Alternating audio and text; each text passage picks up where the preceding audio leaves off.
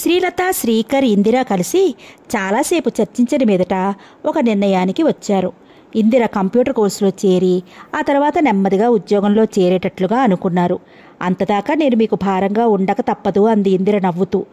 ముఖం కళ తప్పింది. ఉత్సాహమే లేదు. కళ్ళు కుంటలు పడ్డాయి. చాలా చిక్కి నీరసించిపోయింది.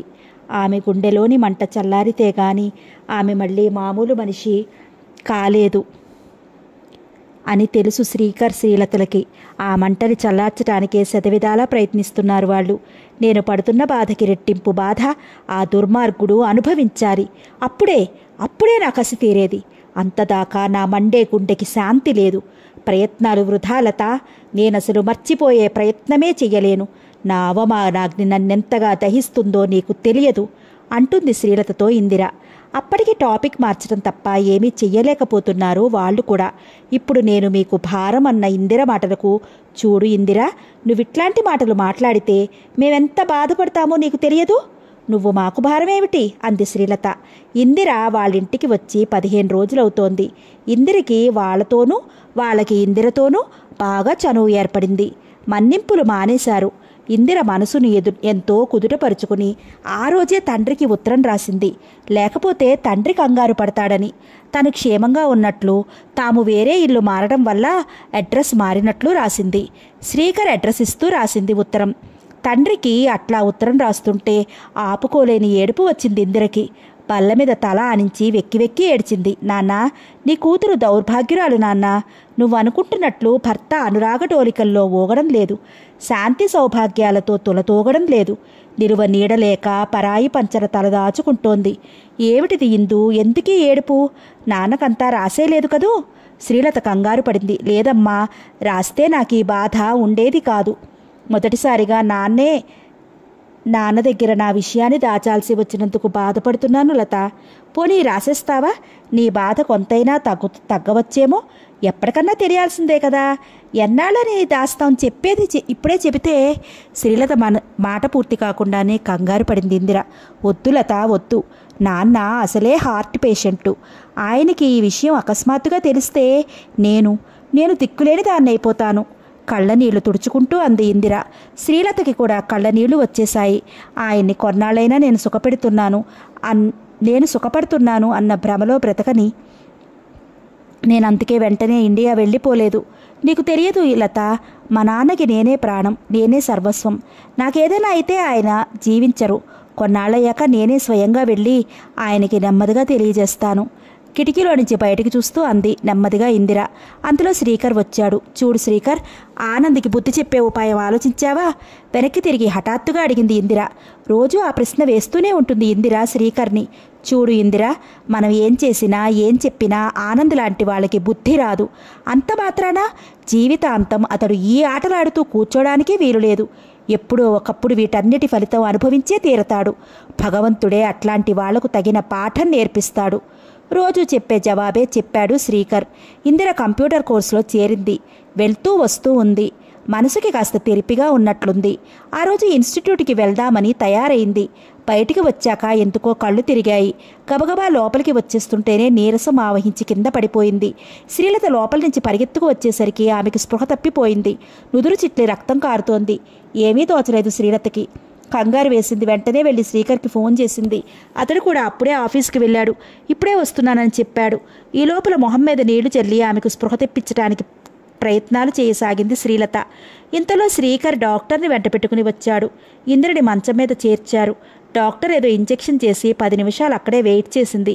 ఆ డాక్టర్ ఇండియన్ డాక్టర్. శ్రీకర్కి బాగా తెలిసిన ఆవిడ. ఇందిరకు స్పృహ వచ్చింది. ఆవిడ పరీక్ష చేసి షీఈస్ క్యారీయింగ్ అని చెప్పింది.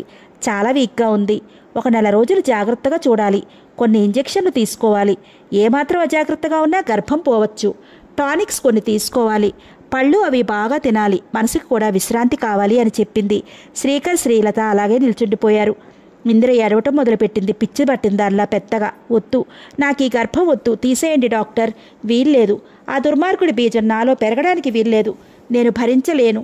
ఆ ఊహే భరించలేను. ఇంకా ఇంకా అతడికి నాకు ఏ సంబంధమూ లేదు. ఈ బంధం అసలు వద్దు. డాక్టర్, ప్లీజ్ డాక్టర్, నన్ను అర్థం చేసుకోండి. నాకు అబార్షన్ కావడానికి మందులు ఇవ్వండి, ఇంజెక్షన్ చేయండి అంటూ డాక్టర్ 2 చేతులు పట్టుకుని వెక్కి వెక్కి ఏడ్చింది ఇందిర. డాక్టర్ ఆమెను ఓదారుస్తూనే ధైర్యం చెప్తూనే నిద్రకి ఇంజెక్షన్ ఇచ్చింది. నిద్ర పట్టేదాకా అక్కడే ఉండి కబుర్లు చెప్పింది.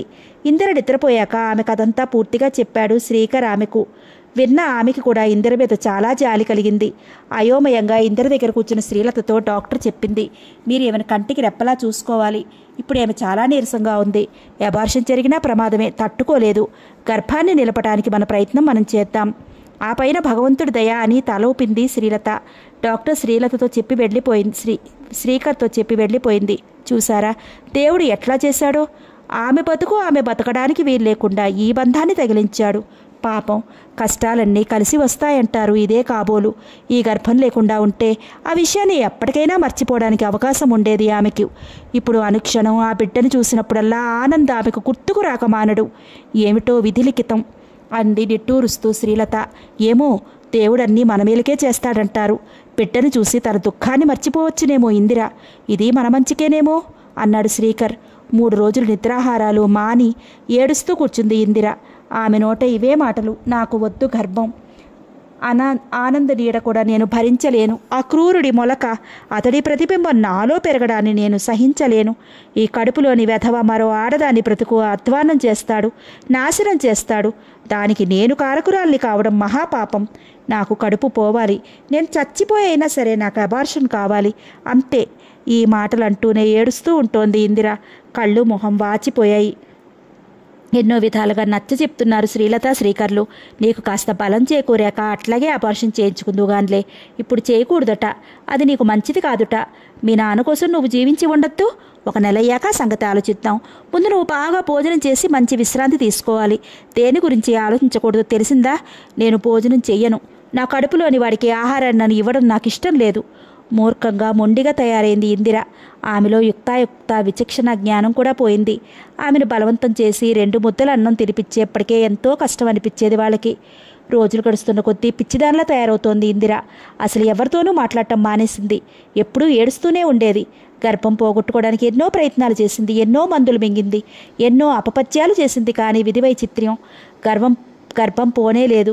పైగా వేవిళ్ళు, వాటితో పాటు జ్వరం కూడా వచ్చాయి. మానసికంగా శారీరకంగా చిత్రహింసను పొందుతోంది ఇందిర. చాలా బలహీనంగా తయారైంది. ఒకప్పుడు చెంగురు దూకుతూ చలాకీగా, అల్లరిగా, చిలిపిగా, సౌందర్య ఘనిలా తిరిగిన ఇందిర ఇప్పుడు అతి దీనంగా సర్వం కోల్పోయి జీవితం అంటే ఆసక్తి లేకుండా కళ్ళల్లో ప్రాణాలతో బ్రతుకుతోంది. ఎందుకు బ్రతుకుతోందో కూడా తెలియకుండా పోయింది. ఈ మధ్య చెదరకుండా ఆమెను అంటిపెట్టుకున్న గాంభీర్యం ఇప్పుడు మచ్చుకైనా లేదు. వంటి రంగు బాగా తగ్గింది. చిక్కిపోయి ఎముకలగూడులా ఉంది. ఒక రకమైన అచేతనావస్థనలోకి జారిపోతోంది. 10 మాటలకు ఒక సమాధానం చెప్తోంది, కానీ కోర్సుకు వెళ్ళటం మాత్రం మానలేదు. శ్రీలత శ్రీకర్ ఎంతో జాగ్రత్తగా చూసుకుంటున్నారు ఇందిరని. ఒకప్పుడు ఎందుకో హఠాత్తుగా ఇందిర అంది, లత, నేను వేరే ఇంట్లో ఉంటాను. నాకో ఇల్లు చూడమని శ్రీకర్ని ఇంకా ఎన్నాళ్ళు ఉండను? ఇక్కడ ఒక రూమైనా సరే నా కోసం చూసి పెట్టమను. ఇప్పటికే మీకు చాలా శ్రమ కలిగించాను. ఇంకేదో అనబోతున్న ఇందిర నోటిని మృదువుగా చేత్తో మూస్తూ మందలించింది శ్రీలత. ఇందు, ఈ విషయంలో మాత్రం నేను నీ మాట వినను. నువ్వు మా దగ్గరుండి తీరాల్సిందే. నువ్వు మాకే విధంగానూ బరువు కాదు. నువ్వు మాత్రం వేరే ఉండటానికి వీల్లేదు. అందులోనూ ఇప్పుడు హమేషా నీ వెంట ఎవరో ఒకరు ఉండాల్సిందే. నువ్వు ఒట్టి మనిషివి కూడా కాదు. ఎప్పుడు ఏమవసరం వస్తుందో. అదీ కాక నువ్వు భోజనం విషయంలో ఇంకా చిన్నపిల్లల తంతే. నోట్లో పెడితేనే గాని తినవాయే. ఆప్యాయంగా నవ్వింది. కన్నీళ్లు జలజలా రాలే ఇందిరకి. ఒకసారి ఏ విధంగానైనా దెబ్బతిన్న మనసు చిన్న విషయాలకే ఆర్ద్రమవుతుంది. ఆ మనిషికి కన్నీరు ఇట్టే వస్తుంది కళ్ళల్లోకి. ఏడవడం అంటే అసహ్యమన్న ఇందిర ఇప్పుడు మాటిమాటికి కన్నీరు నించుతోంది. తర్వాత ఎన్నిసార్లు ఆ ప్రసక్తి తెచ్చినా దాటవేశారు మాటని శ్రీలత శ్రీకర్లు. శ్రీలత శ్రీకర్ ఆదేశానుసారం ప్రతిరోజు ఇందిరతో కాసేపు మాట్లాడి పుట్టబోయే పాప మీద రకరకాల ఆసక్తిని కలిగిస్తోంది. పాప పుడితే ఉండే మనశ్శాంతిని వర్ణిస్తోంది. మీ నాన్నగారు కూడా ఆనంద్ నిన్నింత మోసం చేశాడని మీరు విచారిస్తారు. ఆ దెబ్బకి తట్టుకోలేకపోతారు. కానీ చూడు, మనవణ్ణి చూసి ఆ బాధని నెమ్మదిగా మర్చిపోవచ్చు. మీకు భవిష్యత్తులో వాడు ఆసరా అవుతాడు. మీ నాన్నగారు నీ మీద ఆశతో బ్రతకడం లేదు, అట్లాగే నువ్వు వాడి మీద ఆశతో బ్రతకవచ్చు. అదీ కాక వాడు మీ నాన్నగారి అడుగుజాడల్లో నీ పెంపకంలో ఆనందులాగా కానే కాడు. మంచి ఆదర్శ పురుషుడవుతాడు. ధైర్యం తెచ్చుకో. వాడికి జన్మనియ్యి. వాడు ఆనంద్ బీజం అనే మాట మరిచిపో. రావుగారి మనవడు, ఇందిర కొడుకు, అంతే. అదే జ్ఞాపకం ఉంచుకో. వాడు భగవంతుడు నీకిచ్చిన వరం. ఒకవేళ పుట్టబోయేది అమ్మాయి అయినా పర్వాలేదు. ఇట్లా మాట్లాడేది వీలు దొరికినప్పుడల్లా. డాక్టర్ చేత కూడా చెప్పించేది. ఇవన్నీ వింటూ మౌనంగా ఉండిపోయేది ఇందిర. ఆమెలో ఎక్కడో మనసు మారుమూలల్లో ఆశాలేశం కదలాడేది. ఇందు, నీకో మాట చెప్పనా? మనశ్శాంతికి ఓ ఉపాయం చెప్తాను. నెమ్మదిగా నీ మనసు భగవంతుడి మీద లగ్నం చెయ్యి. రోజుకు 10 నిమిషాలు నిర్మలమైన మనసుతో ఆ దేవుని ధ్యానించు. కొంత మనసుకి ఊరటగా ఉండొచ్చు. ఒకరోజు శ్రీలత అంది ఇందిరతో. పరధ్యానంగానే విన్నది ఇందిర. శ్రీలత రోజు దేవుడి విగ్రహం ముందు దీపం పెట్టి కొన్ని నిమిషాల ప్రార్థన చేస్తుంది. ఇందిర కూడా నెమ్మదిగా శ్రీలత పక్కన ఉండి ఆమె చేసేదంతా చూస్తూ ఉండడం మొదలుపెట్టింది. అత్తగారింట్లో పల్లెటూరులో తను చేసిన పూజా పునస్కారాలు గుర్తుకు వచ్చాయి. క్రమక్రమంగా తను చేతులు జోడించి కళ్ళు మూసుకోవడం అలవాటు చేసుకుంది. శ్రీలత చెప్పింది నిజమే అనిపించింది. మనసు నిశ్చలంగా ఏ ఆలోచన లేకుండా 10 నిమిషాలు ఉంచుకోవడానికి ప్రయత్నం చేయసాగింది. ఏదో తెలియని మనశ్శాంతి కలగసాగింది ఆ 10 నిమిషాలు ఇందిరకి. కానీ రోజంతా ఆలోచనలు ఆమెని వదలడం లేదు. ఆలోచనల వలన మనసుకి బాధ ఉన్నంతసేపు ఆనంద్ గుర్తుకు రాక మానడు. అతడి మీద ద్వేషం రోజురోజుకీ ఎక్కువవుతోంది కూడా. దానికి తోడు కడుపులో జీవం పోసుకుంటున్న అతడి ప్రతిబింబం తిరుగుతూ మనసుని మరీ వెలితిప్పేది బాధతో. కడుపులోని ప్రాణి కదిలినప్పుడల్లా ఆనంద్ చేసిన అవమానం, హేళనతో కూడిన మాటలు అన్నీ గుర్తుకు వచ్చి మనసు వికలమయ్యేది. కసి పెరిగిపోయేది. ఇందిరకి మనశ్శాంతి కలగడం కోసం, సంతోషం కలిగించడం కోసం ఇందిరని తీసుకుని శ్రీలత శ్రీకర్లు పిక్నిక్లకి వాటికి తీసుకువెళ్లేవారు. చూడని ప్రదేశాలు చూపించేవాళ్లు. న్యూయార్క్లో కొన్ని ప్రదేశాలు చూపించారు. డ్రైవింగ్ థియేటర్ని చూపించారు. చైనా టౌన్, బ్రాడ్వే లాంటి కొన్ని లొకాలిటీస్ చూసింది. కొన్ని ఐలాండ్స్ కూడా తీసుకువెళ్లారు. కొలంబియా యూనివర్సిటీకి కూడా వెళ్లారు. అవన్నీ చూస్తూ ఉంటే ఆనంద్ తనకి షికాగో చూపించడం గుర్తుకు వచ్చింది. మనసు మళ్ళీ కలతబారేది. ఒక్కొక్కసారి ఇంట్లోనే రాత్రిపూట కూర్చుని మంచి ఇండియన్ మ్యూజిక్ వినేవాళ్లు. బాలమురళీకృష్ణ, రామదాసు కీర్తనలు, జయదేవుడి అష్టపదులు, ముఖ్యంగా ఘంటసాల పాడిన భగవద్గీత పదే పదే వినేది ఇందిర. అవన్నీ వింటుంటే ఆనందంతో కన్నీళ్లు కూడా వచ్చేవి ఇందిరకు. ఏవో అవ్యక్తమైన అనుభూతి కలిగేది. ఎక్కువగా ఆకర్షించింది ఆమెని భగవద్గీత. ఘంటసాల తన మృదు గంభీర కంఠంతో శ్రావ్యంగా గానం చేసిన భగవద్గీత శ్లోకాలు వింటుంటే మనసు ఏదో తెలియని లోకాల్లో విహరించేది. అర్థం వింటుంటే హృదయం కరిగిపోయేది. అందులో భగవద్గీతను ఘంటసాల తన జీవిత చరమాంకంలో గానం చేశారని విన్నప్పటి నుంచి ఆమెకు అది మళ్ళీ మళ్ళీ వినాలనే ఆకాంక్ష పెరిగింది. వింటుంటే శ్రీలత చెప్తూ ఉండేది, ఆయనకి మన తెలుగు రికార్డులన్నా, తెలుగు సాహిత్యమన్నా ప్రాణం ఇందు. అందులో ఘంటసాల పాటలంటే తగని ఇష్టం. ఇక్కడి వాళ్ళందరికీ ఈ రికార్డులు వినిపించి మన ఘంటసాల గురించి గర్వంగా చెప్పుకుంటూ ఉంటారు. ఇందిర వింటూ ఉండేది. లత, మొన్న పార్టీలో ఆనంద్ కనిపించాడు నాన్సీతో. నెమ్మది, ఇందిర వింటుంది, శ్రీలత అంటోంది. ఇందిర వింటూనే ఉంది పక్క గదిలో నుంచి. ఇందిర నీ దగ్గర ఉందా అని అడిగాడు. నెమ్మదిగా చెప్తున్నాడు. ఉలిక్కి పడింది వింటున్న ఇందిర. మొహం ఎర్రబడింది. పిడికిళ్ళు బిగుసుకున్నాయి కోపంతో. పెదవులు వణికాయి. మీరేమన్నారు? శ్రీలత అడిగింది. అవునని చెప్పాను. అదోలా నవ్వాడు. మంచిది, చాలా మంచిది అంటూ వెళ్ళిపోయాడు ఆవిడతో. ఛీ, దుర్మార్గుడు, మీరట్లా చెప్పకుండా ఉండాల్సింది. ఏ, నాకేం భయమా? నేను చేసింది తప్పైతే కదా భయపడటానికి. తప్పు చేసింది అతడు, సిగ్గుపడాల్సింది అతడు. ఎందుకంత వక్రంగా ఆలోచిస్తారో శ్రీలత అంది. అంతే లత, కామెర్ల రోగికి ప్రపంచమంతా పచ్చగానే కనపడుతుంది. ఇందిర తటారున వచ్చిందా గదిలోకి. కంగారు పడ్డారు ఇద్దరు. మీ దగ్గర తుపాకీ ఉంటే షూట్ చేయాల్సింది. దుర్మార్గుడు, కిల్ హిమ్, చంపేయండి, పెద్దగా అరిచింది ఆవేశంతో. శ్రీలత శ్రీకర్ తెల్లబోయారు. అంతలో తమని తాము తెలుసుకుని ఇందిర శాంతపరిచారు. ఎంతో ప్రయత్నం చేస్తే గాని ఇందిర ఆ ఆవేశం నుంచి కోలుకోలేదు. ఇందిర ఇంట్లో లేనప్పుడు ఒకసారి అంది శ్రీలత శ్రీకర్తో, ఇంకా ఇందిర ఆనందులు కలవరంటారా? ఇంకానా? పిచ్చిదానా అన్నాడు శ్రీకర్. ఆనందు మూర్తీభవించిన స్వార్థపరుడు. అతడు మారడం అనేది ఇప్పట్లో జరగదు. ఇందిర మనసు విరిగిపోయింది. ఈ జన్మకిక ఆనంద్తో రాజీ పడలేదు ఆమె. వాళ్ళిద్దరూ విడిపోయినట్లే లెక్క. మళ్ళీ అన్నాడు తనే శ్రీకర్. ఇంకా ఇందిర జీవితం ఇంతేనా? ఆ దేవుడికి కూడా ఆమె మీద దయ లేకుండా పోయింది. ఆ గర్భం రాకుండా ఉంటేనన్నా కొన్నాళ్ళకి మరెవరితోనైనా జీవితాన్ని పంచుకోవడానికి ఆస్కారం ఉండేదేమో. ఇప్పుడు పిల్ల తల్లి అయ్యాక ఎవరు చేసుకుంటారు ఆమెని? ఏ, పిల్ల తల్లి అయితే మళ్ళీ పెళ్లి చేసుకోకూడదా అని కాదు, కానీ మరో పెళ్లి చేసుకోవడానికి ఆమె ఒప్పుకోకపోవచ్చు. ఆమె ఆనంద్ని విపరీతంగా ప్రేమించింది. ఇప్పుడు ఆ ప్రేమే ద్వేషంగా మారింది. కొన్నేళ్లకు కానీ ఆమె సర్దుకోకపోవచ్చు. చాలా సున్నిత మనస్కురాలు. అయితే ఏమండి, ఆ విషయాలన్నీ ఆమె తండ్రికి తెలియడం ఎట్లా? ఎప్పటికైనా తెలియాల్సిందే కదా. ముందు ముఖ్యంగా ఇందిర గర్భిణి అనైనా కనీసం ఆయనకి తెలియాలి. లేకపోతే తరువాత ఆయన బాధపడవచ్చు. ఇందిరేమో ఈ విషయం వాళ్ళ నాన్నకి రాసేటట్లు కనపడటం లేదు. పోనీ మనమన్నా రాద్దామా? ఆమెతో ఈ విషయం ఎత్తడానికే భయంగా ఉంది. శ్రీలత అంది. శ్రీకర్ ఏకీభవించాడు. పోనీ మనమే రాద్దాం, కానీ అది కూడా ఇందిర అనుమతితోనే రాయాలి. మెల్లిగా ప్రస్తావిద్దాం ఈ సంగతి ఆమెతో. నువ్వు తొందరపడకు. ఇంతలో ఇందిర రావడంతో మాటలు ఆపేశారు. కంప్యూటర్ కోర్సు పూర్తయింది. ఉద్యోగంలో చేరింది ఇందిర. ఉద్యోగంలో చేరాక కొంచెం లవలేస మాత్రంగా తేటగా ఉందామే. శ్రీలతకి ఇంట్లో పని సహాయం కూడా చేస్తోందామే. మాటల మధ్యలో ఆనంద్ పేరు వస్తే మాత్రం కలత చెందుతూనే ఉంది. అందుకని ఆ మాట రాకుండా జాగ్రత్త పడుతున్నారు శ్రీలత, శ్రీకర్. రావుగారు ఇందిర వెళ్ళిపోయిన దగ్గర నుంచి పరధ్యానంగా తయారయ్యారు. ఎప్పుడు ఇందిర ఫోటో ఎదురుగా పెట్టుకుని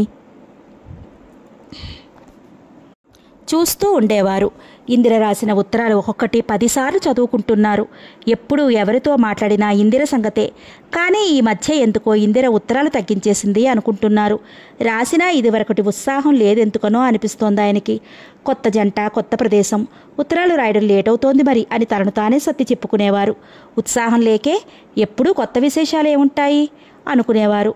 ఆనంద్ను తలుచుకుంటే ఆయన మనసు జాలితో నిండిపోయేది. పాపం అతడికి ఎవరున్నారు, నేనే అన్నీ అనుకునేవారు. ఇందిర గురించి తెగులు మర్చిపోవడానికి బిజినెస్ వ్యవహారాలతో బిజీగా ఉండేవారు. ఆ రోజు ఉత్తరాల్లో అమెరికా ఉత్తరం చూసి మొదట ఇందిరే రాసిందనుకున్నారు. తర్వాత దస్తూరి చూసి ఎవరా అనుకుంటూ ఉత్తరం చించారు. అది శ్రీలత, శ్రీకర్లు కలిసి రాసిన ఉత్తరం.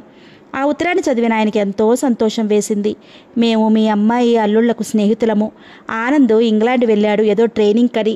ఇందిర ఒంటరిగా ఉండకుండా మా ఇంట్లో దించి వెళ్ళాడు. మీకు ఒక శుభవార్త తెలియచేయడానికి ఉత్తరం రాస్తున్నాము. ఇందిర సిగ్గుపడి మమ్మల్ని రాయమంది. అదేమిటో మీరు ఈ పాటికే ఊహించి ఉంటారు. మీరు త్వరలో ఆ తాతగారు కాబోతున్నారు. ఇందిర ఆరోగ్యంగానే ఉంది. మాకు బాగా పరిచయం ఉన్న మంచి లేడీ డాక్టర్ వచ్చి చూస్తోంది. ఇందిరను గురించి మీరేమీ బెంగపడకండి. మేము పువ్వులాగా చూసుకుంటాము ఆమెని. మాది బాధ్యత. ఇందిర త్వరలోనే ఉత్తరం రాస్తానని చెప్పమంది అంటూ రాశారు. ఆయన హృదయం ఎగిరి గంతులు వేసింది. తాత కాబోతున్నాడు, తన తాత కాబోతున్నాడు. ఎంత హాయి, ఎంత సంతోషం. ఒకచోట నిలవలేకపోతున్నారు. ఒకదాని మీద మనసు నిలపలేకపోతున్నారు. ఇందిర ఎట్లా ఉందో పాపం. వాళ్ళమ్మే ఉంటే ఎంత సంతోషించేదో. అసలు ఈ విషయం తన దగ్గరైతే రాయటానికి సిగ్గుపడింది. కానీ వాళ్ళమ్మే ఉంటే ఆమెకి రాసేది కదూ. ఈ టైంలో వేవిళ్ళు అవి ఉంటాయట. పాపం పిచ్చి తల్లి ఎంత బాధపడుతోందో. కన్నతల్లి ఉంటే ఆయనకి కళ్ళనీళ్లు వచ్చేశాయి. కనీసం అత్తగారు కూడా లేదు దానికి. దాని దురదృష్టం. అదేమిటో ఆనంద్ కూడా ఈ టైంలో దగ్గర లేకపోవటం. అన్నీ కలిసే వస్తాయి కాబోలు. కష్టాలైనా సుఖాలైనా ఒంటరిగా రావంట. చిచి, కష్టాలేమిటి? ఆనంద్ ట్రైనింగ్కి వెళ్ళాడు, మళ్ళీ తిరిగి రాడు. వస్తే ఇందిరని క్షణం విడిచి ఉంటాడా? ఇందిర అంటే ఎంత ప్రాణమో అతనికి. తనకి తెలియదు. అసలు వెళ్ళేటప్పుడు ఈ సంగతి తెలిసి ఉండదు అతడికి. అందుకనే వెళ్ళాడు. లేకపోతే ఏదో విధాన ప్రయాణం క్యాన్సిల్ చేసుకుని ఉండేవాడు. లేదా కనీసం పోస్ట్ పోన్ అయినా చేసుకుని ఉండేవాడు. ఆనంద్ తన అల్లుడు కావడం తన అదృష్టం. భర్త కావడం అమ్మాయి అదృష్టం. ఈ స్నేహితులు ఎవరో పాపం చాలా మంచివాళ్ళు. భగవంతుడు ఎవరో ఒకరిని చూపిస్తాడంటారు అవసరానికి. ఆ ఉత్తరాన్ని ఎన్నిసార్లు చదువుకున్నారో లెక్కలేదు. భార్య ఫోటో దగ్గరికి వెళ్ళి పిచ్చివాడిలాగా ఆ ఉత్తరం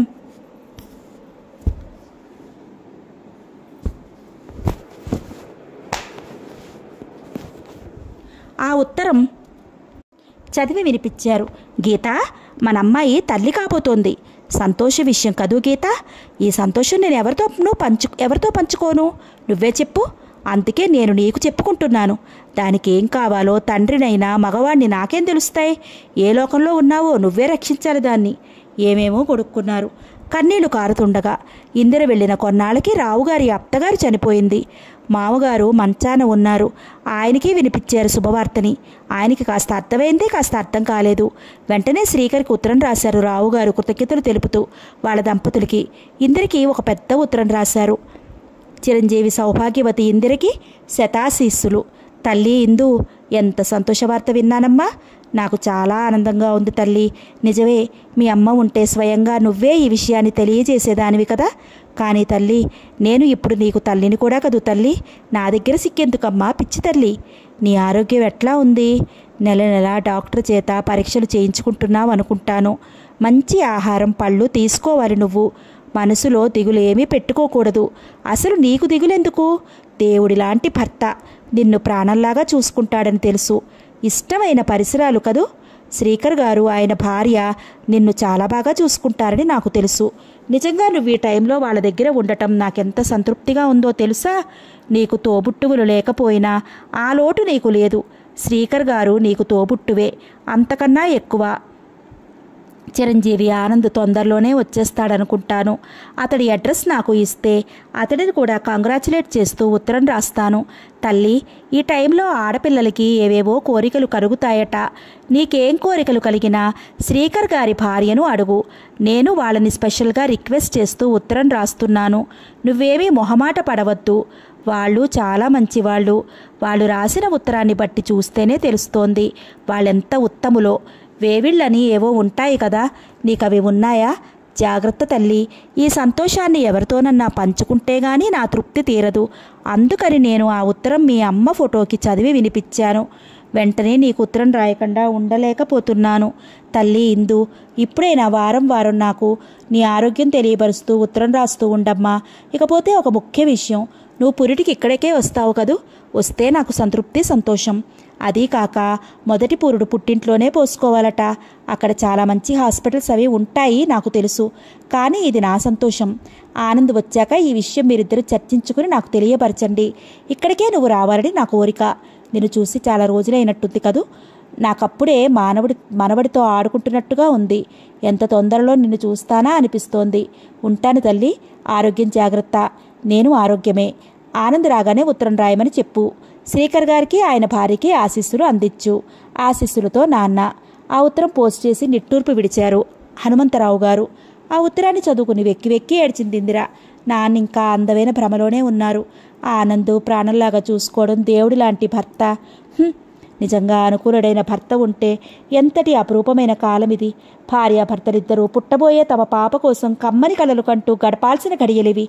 తన పిల్లలకు తల్లి అవుతున్న భార్య అంటే పురుషుడికి ఎంతో గౌరవం కలుగుతుంది.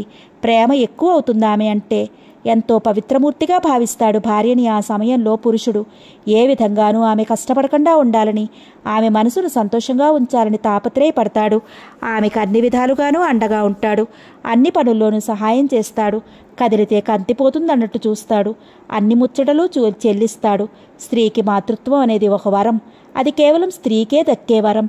ఆ వరాన్ని పొందిన స్త్రీ అంటే భర్తకి అభిమానం, అనురాగం ఎక్కువవుతాయి. కానీ తనో దౌర్భాగ్యురాలు, నిర్భాగ్యురాలు, అభాగ్యురాలు. తన భర్త, చి, ఆ మాట అనడానికే అసహ్యం. పరమ కిరాతకుడు. మానవత్వమే లేదు అతడికి. తన తండ్రి తనకు పుట్టబోయే పాప మీద ఎన్ని ఆశలు పెట్టుకున్నాడు. తను ఈ గర్భం విచ్ఛిన్నం చేసుకోవడానికి ప్రయత్నించిందని తెలిస్తే ఎంత బాధపడతారో కదా. దానికి కారణం తెలిస్తే ఆనంద్ ఏం చేస్తారో. ఏం చేయగలరు? చేసి ఏం లాభం? తన పాప, తన తండ్రి ఆశలకు జీవం. తన ఆశలకో? తనకసలు ఆశలున్నాయా? ఎందుకుండకూడదు? తన ఆశలన్నీ కలబోసి కనాలి ఆ పాపని. తన బిడ్డను ఆదర్శమూర్తిగా తీర్చిదిద్దాలి. ఆనంద్ నీడ కూడా వాడి మీద పడకూడదు. తన బిడ్డ, తన రక్తమాంసాలు పంచుకుని పుట్టిన బిడ్డ. తన మాటే వింటాడు. తన ఊహలకి అనుగుణంగానే పెరుగుతాడు. తాతగారి దగ్గర మంచి బుద్ధులన్నీ నేర్చుకుంటాడు. మరో ఆనంద్ కాడు, కాబోడు.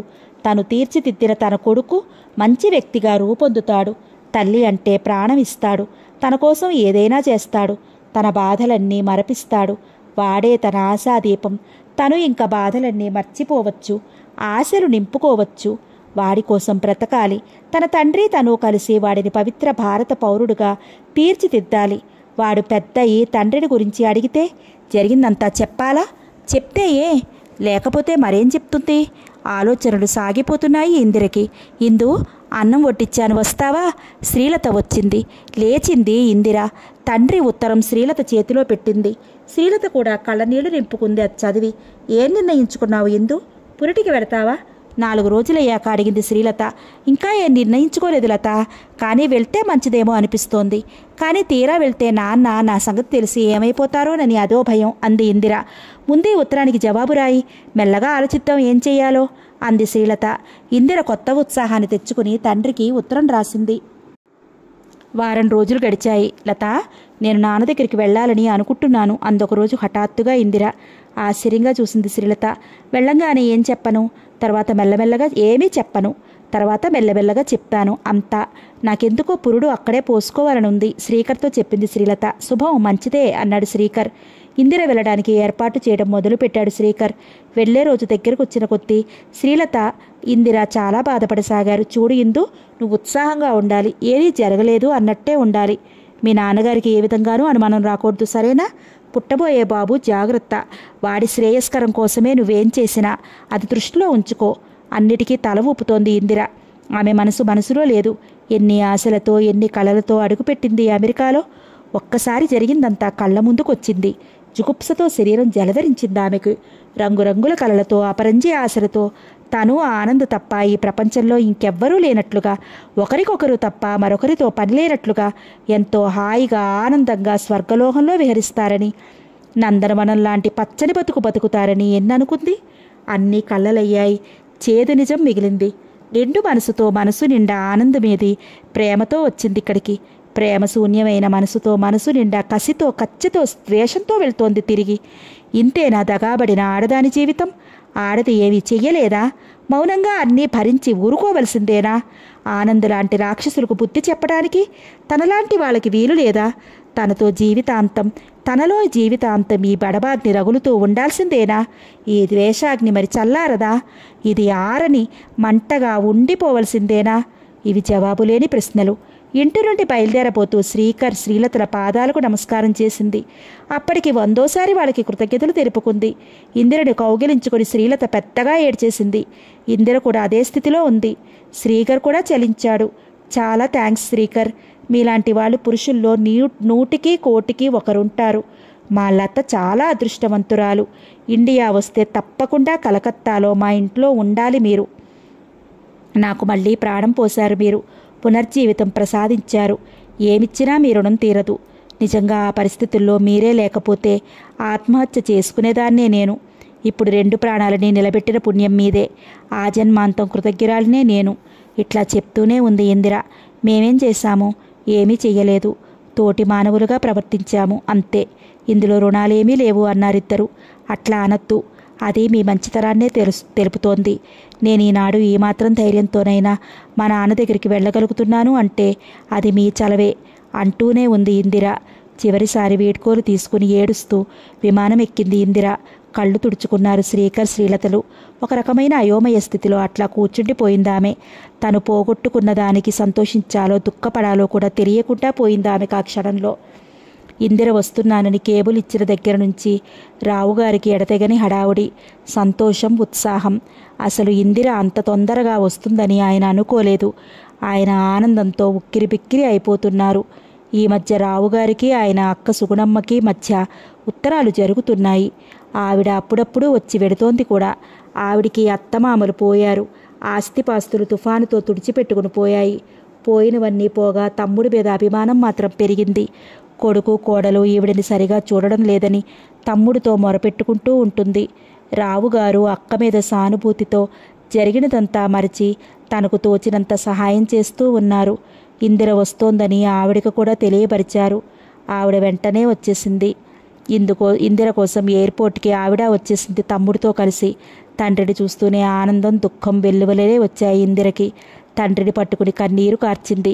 రావుగారు కూడా పసిపిల్లవాడిలాగా కన్నీరు నింపుకున్నారు. ఇందిరని చూసిన ఆయనకి నోటమాట రాలేదు. బంగారు బొమ్మలాగా బంతిలాగా వెళ్ళిన పిల్ల ఎముకల గూడులాగా తిరిగి వచ్చింది. ఎందుకిట్లా అయింది? మొహంలో కళ ఏది? చిరునవ్వులో ఉత్సాహం ఏది? కళ్ళల్లో కాంతి ఏది? ఏవయ్యాయి అవన్నీ? కళ్ళల్లో విషాదం గూడు కట్టుకుని ఉంది. చిరునవ్వులో దీనత్వం. చెక్కిళ్ళు పాలిపోయాయి. మునుపటి చలాకీతనం మచ్చుకి కూడా లేదు. ఏదో జరిగి ఉండాలి. లేకపోతే ఏమైనా అనారోగ్యం కాదు కదా? సందేహాలతో కొట్టుమిట్టాడుతున్నారు రావుగారు. ఏం తల్లి, ఎందుకమ్మా ఇట్లా అయిపోయావు? చెప్పమ్మా అంటూనే మళ్ళీ కన్నీరు నింపుకున్నారు. తండ్రి కన్నీరు చూసి తను మరీ కరిగిపోయింది. ఇంటికి వచ్చిన ఆయన మనసు వెలితిగానే ఉంది. ఏదో బాధ. అంతవరకు ఉన్న ఉత్సాహం చల్లారిపోయింది ఆయనలో. దానికి తగ్గట్లు సుగుణమ్మ, తమ్ముడు ఎందుకిట్లా అయిపోయింది పిల్ల? అల్లుడు మంచివాడేనా? నెలలు వస్తున్న పిల్లలు ఎట్లా ఉంటారు? ఏమో అంది. చిరాకు కలిగింది రావుగారికి. చూడక్కయ్య, అమ్మాయి అంత దూరం నుంచి ప్రయాణం చేసి వచ్చింది. నిద్ర అది సరిగా లేదేమో, అందులో ఓపలేని పిల్లేమో. ఈ ప్రయాణం చాలా శ్రమ కలిగి ఉండవచ్చు. కాస్త విశ్రాంతి తీసుకొని దాన్నేమి ఇప్పుడు మాట్లాడించకు అన్నారు పైకి రావుగారు. ఏదో ఇంట్లో ఆడమనిషి అవసరమని, అందులో ఇందిర గర్భవతి కాబట్టి ఆవిడ్ని పిలిపించారు. కానీ ఆవిడ అన్నిట్లోనూ కల్పించుకోవడం ఆయనకి నచ్చదు. ఒక రోజల్లా ఎవరితోనూ మాట్లాడలేదు ఇందిర. తలుపులు బిగించుకుని తను పుట్టి పెరిగిన ఇంట్లో గోడలకి, స్తంభాలకి, తల్లి ఫోటోలకి తన కథనంతా మూగగా చెప్పి కుళ్ళి కుళ్ళి ఏడ్చింది. మనసులోని భారమంతా తీరేదాకా, మనసు నిర్మలమయ్యేదాకా ఏడ్చింది. ఆ తర్వాత ఇంట్లో మామూలుగానే తిరగసాగింది. రావుగారితో ఇదివరకట్లాగే మాట్లాడింది. రావుగారు ఆ తర్వాత తామిద్దరే ఉన్నప్పుడు చూచాయిగా అడిగారు ఇందిరని, తల్లి, ఎందుకమ్మా ఇట్లా అయిపోయావు?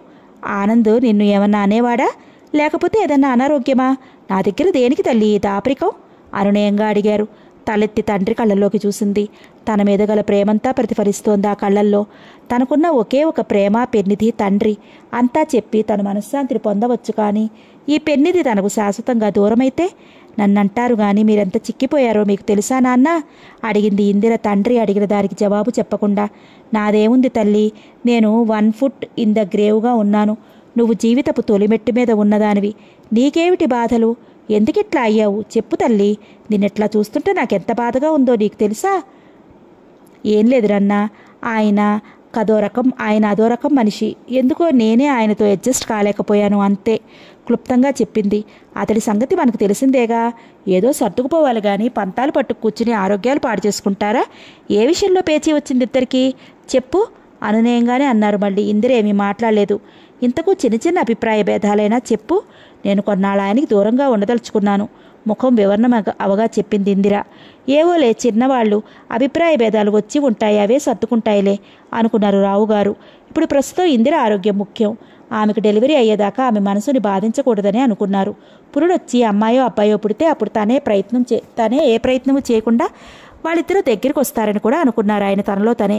అప్పటినుంచే ఆ ప్రసక్తి ఎత్తలేదు ఆయన కొన్నాళ్ల పాటు. కానీ ఇందిర వాళ్ళకం చూస్తుంటే ఆయనకు బాధ పోలేదు. ఇందిర ఏదో దాస్తోందని ఆయనకు అనిపిస్తూనే ఉంది. అంతకే ఇందిర తండ్రి కోసం ఉత్సాహం తెచ్చుకోసాగింది. తండ్రికి ఇదివరకు చేసినట్లే అన్ని పనులు తనే చేయసాగింది. తండ్రి వారించినా వినలేదు. ఇందరికి 7వ నెల వచ్చింది. సుగుణమ్మ చెప్పగా రావుగారు ఇందరికి పసుపు కుంకుమ చెయ్యాలని నిర్ణయించారు.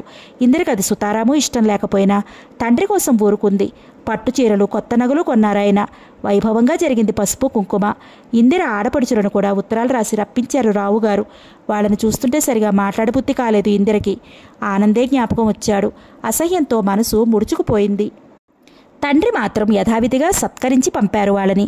నెల నెల డాక్టర్ వచ్చి పరీక్ష చేస్తోంది ఇందిరని. సుగుణమ్మ ఏ క్షణానికి ఏం కావాలోనని కనిపెట్టుకుని ఉంటోంది ఇందిరని. నెలలు నిండుతున్నాయి. ఇంతలో ఒకరోజు సుగుణమ్మకి టెలిగ్రామ్ వచ్చింది. యాక్సిడెంట్ అయ్యి కోడలు పోయింది. కొడుకు హాస్పిటల్లో ఉన్నాడు, వెంటనే బయలుదేరి రమ్మని. ఆవిడ భర్త ఇచ్చాడు టెలిగ్రామ్. ఆవిడ కుప్పకూలిపోయింది. బోరుబోరున ఏడ్చింది. రావుగారు ఆమెకు కావలసినంత డబ్బిచ్చి మనిషిని తోడిచ్చి వెంటనే వాళ్ళ ఊరు పంపించారు. పిల్లకి నెలలు నిండడం వల్ల తను మాత్రం రాలేనని చెప్పారు. ఆవిడ వెళ్ళాక తెరిపిగా ఉంది ఇందిరకి. తండ్రికి తనకి మధ్య అడ్డగోడలా ఉండేది ఆవిడ. ఇప్పుడు అన్ని విషయాలు స్వేచ్ఛగా మాట్లాడుకోవచ్చు. ఒక్కొక్క నిమిషంలో తండ్రికి అంతా చెప్పేద్దామా అనుకునేది. మరో నిమిషంలో ఆగిపోయేది. తండ్రి కూతురికి మంచి మంచి పుస్తకాలు తెచ్చి ఇచ్చారు చదవమని. పిల్లల గురించి ముఖ్యంగా ఆ పుస్తకాలన్నీ తండ్రి తెచ్చినవన్నీ చదివింది ఇందిర. మనసు ప్రశాంతంగా ఉంచుకోవడానికి ప్రయత్నం చేయసాగింది. శ్రీకర్, శ్రీలతలు ఉత్తరాలు రాస్తున్నారు. ఇందిర కూడా వాళ్ళకి వెంటనే ఉత్తరాలు రాసేది. ఒకసారి అనాలోచితంగా శ్రీకర్, శ్రీలతల ఉత్తరం చదవటం తటస్థించింది. రావుగారు మామూలుగా ఇందిర ఉత్తరాలు ఆయన చూడరు. అప్రయత్నంగా చూసిన ఆయనకి దాంట్లో ఆనంద్ గురించి శ్రీకర్ రాసిన వాక్యాల మీద ఆగిపోయింది ఆయన చూపు. ఏదో అనుమానం కలిగింది ఆయనలో. 2-3 రోజులు తీవ్రంగా ఆలోచించి ఇందిరనే అడగాలని నిశ్చయించుకున్నారాయన. ఆ రోజు రావుగారు తీరిగ్గా ఉన్నారు. ఇందిర తండ్రికి ఎదురుగా మరో కుర్చీలో కూర్చుని ఉంది. ఆమె చేతిలో ఏదో వీక్లీ ఉంది. దానిలో ఏదో బొమ్మలు చూస్తోంది. అమ్మా ఇందు పిలిచారు రావుగారు నెమ్మదిగా. ఏమిటి నాన్న? పుస్తకంలోకి చూస్తూనే అడిగింది ఇందిర. చూడు, ఇటు చూడు, నా వైపు చూడు. ఎందుకమ్మా నువ్వు మరీ అంత ముభావంగా ఉంటున్నావు? మీ ఇద్దరి మధ్య తీవ్రమైన అభిప్రాయ భేదాలే వచ్చినట్లుంది కదూ. కానీ చూడు తల్లి, నేను అతన్ని సమర్థించడం కాదు గాని అతడు మగవాడమ్మా. తనంత తాను దిగిరాడు. ఇప్పుడు మనమున్న పరిస్థితుల దృష్ట్యా మనమే అతడితో మంచిగా ఉండాలి. మీలో మీకేమన్నా నా మాట అతడు వింటాడులే. మీలో మీకు ఎన్నున్నా నా మాట అతడు వింటాడులే. నేను ఇద్దరినీ మందలించగలను. అసలు ఏం జరిగింది తల్లి? నీలో నువ్వే ఎంత కుమిలిపోతున్నావు చెప్పు. ఎందుకు నిన్ను ఈ విధంగా చూస్తుంటే నా కడుపు తరుక్కుపోతోంది తెలుసా? నా ఇందు, నా బంగారు తల్లి, ఎప్పుడు నవ్వుతూ సంతోషంగా ఆడుతూ పాడుతూ ఉండాలి. దిగుళ్ళు, చింతలు, దుఃఖం, విషాదం అంటే ఏమిటో కూడా తెలియనట్లే ఉండాలి. నీకేది కావలసినా నేను అమరుస్తాను. నీకు అన్ని విధాలా అండగా నేనున్నాను. నువ్విట్లా లోపల నీలో నువ్వే మదన పడుతూ ఉండడం లోపలి బిడ్డకు కూడా మంచిది కాదు. నువ్వు సుఖంగా ఉండడానికి నేను ఏదైనా చేస్తాను తల్లి. ముందు సమస్య చెప్పు, పరిష్కారం ఆలోచిద్దాము. తర్వాత నీలో నువ్వే ఇట్లా కుమిలిపోవడం నేను చూడలేనమ్మా. అసలు నీకు అతడి దగ్గర నుంచి ఉత్తరాలు కూడా రావడం లేదు కదమ్మా. నువ్వు రాయడం లేదు కదూ. నా తల్లివి కదూ, చెప్పమ్మా. నిండు నెలలతో ఉన్న ఇందిర కొద్దిగా నీరసంగా ఉంది. ఇంకా చెప్పక తప్పదేమో అనిపించింది ఆమెకి. తండ్రి ఆ సంగతి ఎత్తగానే ఎంతో ఉద్విగ్నత కలిగింది. లోపలి బాధ ఏడుపు రూపంలో బయటకు వచ్చేసింది. నాన్న, తండ్రి ఒళ్ళో తలదూర్చి వెక్కి వెక్కి ఏడ్చింది.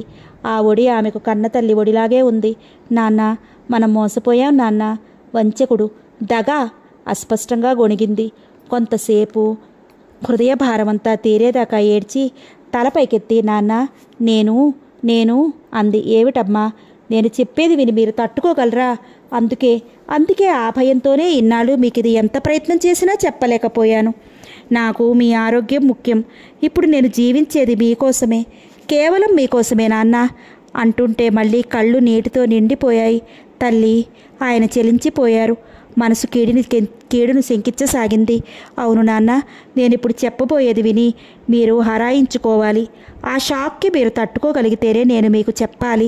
లేకపోతే చెప్పకూడదు. ఏమిటి తల్లి, నీ మాటలు విచిత్రంగా ఉన్నాయే. నువ్వు ఆ పరిస్థితిని భరించి అన్నిటికీ తట్టుకోగలిగావు. ఆడపిల్లవి నువ్వే భరించగలిగినప్పుడు, అందులో ఒంటరిగా దేశం కాడి దేశంలో నేను నాకు ఆ భగవంతుడున్నాడు. చెప్పు తల్లి, నేను సిద్ధమే. ఆయనకి కూతుర్ని చూస్తే ఆశ్చర్యం వేసింది, భయం వేసింది. తన చేతుల్లో తన గుండెల మీద పెరిగిన పిల్లేనా అనిపించింది. నెమ్మదిగా చెప్పడం ప్రారంభించింది ఇందిర. చెప్పబోయే ముందు ఉన్న దుఃఖము, విచారము, బేలతనము లేదు ఆమె గొంతులో ఇప్పుడు. గంభీరంగా చెప్పుకుపోతున్న ఆమె గొంతులో ద్వేషం రకరకాలుగా రంగురంగులలో వర్తించింది. అంతా విని అన్నంత ధైర్యంగా నిలబడలేకపోయారు రావుగారు. ఆ షాక్కి ఆయన పితృహృదయం తట్టుకోలేకపోయింది. ఊహించని తీవ్ర ఆఘాతం అది. హఠాత్తుగా పిడుగుల వర్షం కురిస్తే ఎట్లా ఉంటుందో అట్లా ఉంది ఆయన మనస్థితి. ఆవేదన, ఆవేశం, ఉద్రేకం, కసి, క్రౌర్యం, విషాదం, విచారం అన్నీ మిప్పిరిగొన్నాయి ఆయనలో. ఎంత ప్రయత్నం చేసినా తనని తాను కంట్రోల్ చేసుకోలేకపోయారు ఆయన. ఈడియట్, రాస్కెల్, దుర్మార్గుడు, వంచకుడు. వాడి అంతు చూస్తాను, నరికి పోగులు పెడతాను. వాడికి ఎంత ధైర్యం! నా కూతుర్ని, నా చిట్టి తల్లిని నాశనం చేస్తాడా? ఎవరనుకున్నాడది? అప్రాచ్యుడు, దౌర్భాగ్యుడు, త్రాష్టుడు. నా ప్రాణం ఇందిరా. దాన్ని ఈ విధంగా బాధ పెడతాడా? ఒరేయ్, నిన్ను షూట్ చేసేస్తాను, గొయ్య తీసి పాతి పెడతాను, చిత్రవధ చేస్తాను, జైల్లోకి తోస్తాను. ఆయాసపడిపోతున్నారు. ఒళ్ళంతా చలువలు కమ్మాయి. హార్ట్అటాక్ తీవ్రంగా వచ్చేసింది ఆయనకి. వెనక్కి విరుచుకు పడిపోయారాయన. ఇందిర ఏడుస్తూ కుప్పలా కూలిపోయింది. ఆమెకి నొప్పులు ప్రారంభమయ్యాయి. పనివాళ్ళు హడావుడి పడి డాక్టర్ కోసం ఒకళ్ళు, ఫోన్ చేయడానికి ఒకళ్ళు పరిగెత్తారు. చాలా సీరియస్గా ఉంది రావుగారి కండిషన్. ఆక్సిజన్ కూడా పెట్టాల్సి వచ్చింది. ఇందిరకి ఏవీ తెలియవు. ఆమెను పనివాళ్లే నర్సింగ్ హోంలో చేర్చారు. ఆమె నొప్పులతో తలకిందులైపోతోంది. 3 రోజులు గడిచాయి. రావుగారికి స్పృహ లేదు. ఇందిరకి నొప్పులు ఆగలేదు. పురుడు రాలేదు. ఆమె చాలా వీక్గా ఉంది. నొప్పులను తట్టుకోలేకపోతోంది. Saline water ఎక్కించారు. చివరికి మేజర్ ఆపరేషన్ చేసి బిడ్డను తీయాల్సి వచ్చింది. అతి ప్రయత్నం మీద ఇందిర బతికింది. మగపిల్లవాడు పుట్టాడు. ఇందిరకు ఆ రోజంతా స్పృహ లేదు. ఆ రోజే రావుగారికి స్పృహ వచ్చింది. స్పృహ రాగానే మనవడు పుట్టాడన్న వార్త ఆయనలో ఉత్సాహాన్ని కలుగజేసింది. ఆ వెంటనే ఆయన ముఖం విచారంతో నిండిపోయింది. ఇందిర ఎట్లా ఉంది అడిగారు. ఇందిర కులాసాగానే ఉంది. ఈ వార్త విని సంతోషించారు. కానీ వాడికి తండ్రి అని 2 చేతుల్లో ముఖాన్ని కప్పుకుని ఏడవసాగారు. మీరు ఈ సమయంలో ఉద్రేకపడకూడదు. మీరే తాత, తండ్రి అన్నీ వాడికి. మీరు ధైర్యంగా ఉండాలి. డాక్టర్లు నచ్చ చెప్పారు. ఆయన అల్లుడికి ఏదో అయిందనుకున్నారు వాళ్ళు. మీ మనవడి కోసమన్నా మీరు త్వరగా కోలుకోవాలన్నారు. కాదయ్యా, నా బాధ మీకు అర్థం కాదు. పిచ్చి తల్లి, దానికి పండంటి జీవితం అంతా ముందే ఉంది, 100 ఏళ్ల జీవితం ముందే ఉంది. అంతా ఇట్లాగే గడపాల్సిందేనా? అది దీనికి కారణం ఎవరనుకున్నారు? నేనే ఆ దుర్మార్గుణ్ణి. దాని జీవితం నాశనం చేసిన వాడిని నేనే. దూరపు కొండల నునుపు అనుకుంటూ వెళ్ళి అంత దూరాన ఉన్న సంబంధాన్ని చేశాను. అది కనీసం 3 నెలలున్నా హాయిగా బతకలేదు. అంతకంటే వాడు చచ్చిపోయినా నా ఇందుకు ఇంకో పెళ్లి చేసేవాడిని. ఏడ్చి ఊరుకుని ఉండేవాడిని. ఇప్పుడు దాని బాధను చూస్తూ పాపం నా తల్లి అక్కడ ఎన్ని బాధలు పడ్డదో చెప్తుంటేనే నాకు వినడానికి భయం వేసింది. వింటూ భరించలేకపోయాను. ఆ కసాయివాడి ప్రవర్తనకి అదెంత బాధపడి కృంగి కృషించిందో నా తల్లిని నేను ఎట్లా పెంచాను. అబ్బా, ఈ బాధ నేను భరించలేను. ఎంత వారించినా ఆయన మాట్లాడుతూనే ఉన్నారు, కుమిలిపోతూనే ఉన్నారు. మళ్ళీ స్పృహ తప్పింది ఆయనకి. అమ్మా ఇందు, నీకు అన్యాయం చేశానే తల్లి. అనాల్సింది వాడిని కాదు, నన్ను. నేనే దీనికి అంతటికీ మూల కారణం. ఎక్కడ సంబంధాలే లేనట్లు అమెరికాలో ఉన్న ఈ అడ్డగాడిదని, ఈ వెధవని నీకు కట్టబెట్టాను. నా చాదస్తం, అవును నా చాదస్తమే. తెలుగు వాళ్ళు కావాలి, బ్రాహ్మలే కావాలంటూ నీ బ్రతుకుని నాశనం చేశాను. పేపర్ ప్రకటన చూసి ఎంత మోసపోయాము. ఆడపిల్లల తల్లిదండ్రులారా, నన్ను చూసి పుత్తి తెచ్చుకోండి. మీ పిల్లల గొంతులు ఈ విధంగా కొయ్యకండి. వాళ్ళ జీవితాలు చేతులారా నాశనం చేయకండి. వాళ్ళకి నచ్చిన వాళ్ళతోనే పెళ్లిళ్ళు జరిపించండి. స్పృహలో లేకుండా కూడా ఆయన ఇవే కలవరింతలు. డాక్టర్లు కూడా భయపడిపోసాగారు. ఆయన ప్రాణం నిలబడదేమోనని. నాన్నకెట్లా ఉంది? ఇందిర స్పృహ రాగానే మొదటి ప్రశ్నది. మీ నాన్నగారు కులాసాగా ఉన్నారమ్మా. మీ అబ్బాయిని చూసుకున్నారా? ఎత్తుకొచ్చి చూపించింది నర్సు. నిర్లిప్తంగా చూస్తూ ఉండిపోయింది. నర్సు అందిస్తే యాంత్రికంగా అందుకుంది బిడ్డను. తన తల్లి అయింది. స్త్రీలంతా అపురూపంగా కోరుకునే వరం మాతృత్వం. తనకు అక్కర్లేదనుకున్నా లభించింది. పరస్పర అనురాగం కలిగిన భార్యాభర్తలు తమ తొలి అలపు పంటను చూసి మురిసిపోయే తరుణం తనకెట్లాంటిది? మొదట వద్దనుకుంటూనే భరించింది వాడిని. 9 నెలలు మోసింది, కన్నది. ఏ అనుభూతులు లేవు. ఎంత దురదృష్టవంతురాలు తను. వాడెంత దురదృష్టవంతుడు. తనకు తల్లి లేనే లేదు. భర్త సరే. ఆ విధంగా వాడికి తండ్రి ప్రేమ శూన్యం. తన తండ్రి కూడా ఇప్పుడు తనకు ఆనందమేమన్నా ఉంటే దాంట్లో పాలు పంచుకునే స్థితిలో లేడు. తను తప్పు చేసింది, చాలా పెద్ద తప్పు చేసింది. నాన్నకు అసలు చెప్పకుండా ఉండాల్సింది. దానివల్ల తండ్రి కూడా తనకు దూరం కాడు కదా. తండ్రి తనకు కరువు అయితే వీడింత ఆనెట్లా పెంచగలదు? డబ్బు ఒకటి ఉంటే చాలా. డబ్బు కోసం చేరే రాబందులను తప్పించుకుంటూ తను ఈ ప్రపంచంలో బ్రతకగలదా? చూడమ్మా, బాలింతరాలివి. మరీ అంతగా ఆలోచించి వర్రీ కాకూడదు. ఏమీ పర్వాలేదు, అన్నీ సవ్యంగా జరిగిపోతాయి. ధైర్యంగా ఉండు. నువ్వు ఈ పరిస్థితిలో కన్నీరు అసలు నించకూడదు. డాక్టర్ ఓదార్చి కన్నీరు తుడిచింది. 1 నెల రోజులు గడిచాయి. పిల్లవాడు బలహీనంగా ఉన్నాడని కొన్నాళ్ళు హాస్పిటల్లోనే ఉంచుకున్నారు. ఇందిరని మాత్రం ఇంటికి పంపించారు. మరో 15 రోజులకి పిల్లవాడిని పంపించారు. ఇందిర పిల్లవాడితో ఇంటికి తిరిగి వచ్చిన మరో 15 రోజులకి రావుగారి ఇంటికి వచ్చారు. ఇందిర కోసం, పిల్లవాడి కోసం ఆయన బతికి తీరాలని నిశ్చయించుకున్నారు. డాక్టర్లు చెప్పిన సలహాలన్నిటినీ పాటించారు తూచా తప్పకుండా. కాస్త కోలుకున్నారు. కానీ బాగా నీరసంగా ఉన్నారు. నిజంగా ఆయన బ్రతుకుతారని ఎవరూ అనుకోలేదు. డాక్టర్లు సైతం పెదవి విరిచారు ఒక సందర్భంలో. కానీ డాక్టర్లు పదే హెచ్చరికలు చేశారు ఆయన ఇంటికి పంపిస్తూ. ఏ విధంగానూ ఆయన ఆవేశపడకూడదు. పూర్తి విశ్రాంతి కావాలి. శారీరకంగా, మానసికంగా కూడా ఎక్కువగా మాట్లాడకూడదు. ఆహార నియమాల్లో కూడా జాగ్రత్తగా ఉండాలి. ఇది ఇప్పటికే 2వ హార్ట్ అటాక్ రావడం. ఎంతో జాగ్రత్తగా ఉంటే గానీ లాభం లేదు. 3వసారి కనుక వస్తే ఎంత హోప్ లేదు ఇంకా. అన్నిటికీ సరేనని తల ఊపారు. మనవణ్ణి చూసిన ఆయన ముఖంలో మళ్ళీ నవ్వు తొంగి చూసింది. ఎంతో ఆనందం కలిగింది. ఎన్నో తర్జన మీద జరిగింది మర్చిపోవడానికి నిశ్చయించుకున్నారు రావుగారు. దేవుడే ఆనందికి తగిన శిక్ష వేస్తాడని అనుకున్నారు. కనీసం కూతురి కోసమైనా మర్చిపోవాలనుకున్నారు. బాబుకు 3వ నెల వచ్చింది. ఎక్కువ హడావుడి లేకుండా ఒక 10 మందిని పిలిచి పుణ్యవచనం బాలసారి జరిపించారు. మనవడికి శ్రీనివాస్ అని పేరు పెట్టుకున్నారు. కానీ ఇందిరుని చూస్తున్న కొద్దీ ఆయనలో బాధ పునరావృతమవుతూనే ఉంది. ఏం చేసి తీర్చగలడు తను ఆమె బాధని? పాపం తను చెప్పిన వాటన్నిటికీ ఒప్పుకుని తనతో సహకరించి తను కుదిర్చిన వాడినే చేసుకుంది. తనంతట తాను ఎవరినన్నా చేసుకున్నా బాగుండేదేమో. తనే ద్రోహం చేశాడు. కన్న కూతురికి తన స్వార్థం కోసం ద్రోహం చేశాడు. తను అన్యకులస్తురాలిని పెళ్లి చేసుకుని తన వారితో విడిపోయి మళ్ళీ ఆ ప్రాంతంలో కలవాలని తన స్వార్థం కోసం బంగారం లాంటి దాని బ్రతుకును నాశనం చేశాడు. మళ్ళీ ఏం చేస్తే దారికొస్తుంది దాని బ్రతుకు? ఇందిర తల్లి బ్రతికి ఉంటే ఇట్లా జరిగేదా? జరగనిచ్చేదా? ఏం చేసేది? ఆలోచనలు వదలడం లేదా ఆయనని. అట్లా ఆయన ఆలోచిస్తూ బాధపడుతూ కూర్చుంటే ఇందిర పిల్లవాడితో వచ్చి ఎదురుగ్గా కూర్చునేది తండ్రికి. పిల్లవాడి బోసినవ్వులు చూస్తే ఇద్దరూ మైమరిచిపోయేవారు. ఆనందాప్తిలో ఓలలాడేవారు. శ్రీనివాస్కి 3 నెలలు వెళ్ళాయి. మనుషుల మొహాన్ని చూసి నవ్వుతున్నాడు వాడు. చక్కటి ఉయ్యాల ఏర్పాటు చేశారు వాడు పడుకోవటానికి. నగిశీలు చెక్కబడిన నల్ల చెక్క ఉయ్యాల చాలా అందంగా ఉంది. లోపల చిన్న పరుపు, చిన్న చిన్న దిళ్ళు ఉన్నాయి. దానికి పైన బొమ్మలు, కిలక్కాయలు వేలాడకట్టడానికి పందిరా ఉంది. దోమతెర అమర్చడానికి కూడా వసతి ఉంది. దానికి ప్రత్యేకంగా ఆర్డర్ ఇచ్చి మనవడి కోసం చేయించారు అది రావుగారు. రంగురంగుల బొమ్మల్ని చూస్తూ, గిరుడు తిరిగే గిలక్కాయలు, చిలకల్ని చూస్తూ ఆడుకుంటూ ఉండేవాడు పసివాడు. రావుగారు ఒక్క క్షణం కూడా వాడిని వదలకుండా అంటిపెట్టుకునే ఉంటున్నారు. ఆయన పూర్తి విశ్రాంతి తీసుకుంటున్నారు. 4-5 నెలల్లో బాబు బోర్లా పడడం, పొట్టతో ముందుకు పాకడం నేర్చుకున్నాడు. అప్పుడప్పుడు ఉయ్యాల్లో కాకుండా నేల మీద చాప వేసి పడుకోబెట్టేవారు. వాడు ఆడే ప్రతి ఆట వాళ్ళకి కన్నుల పండువుగా ఉండేది.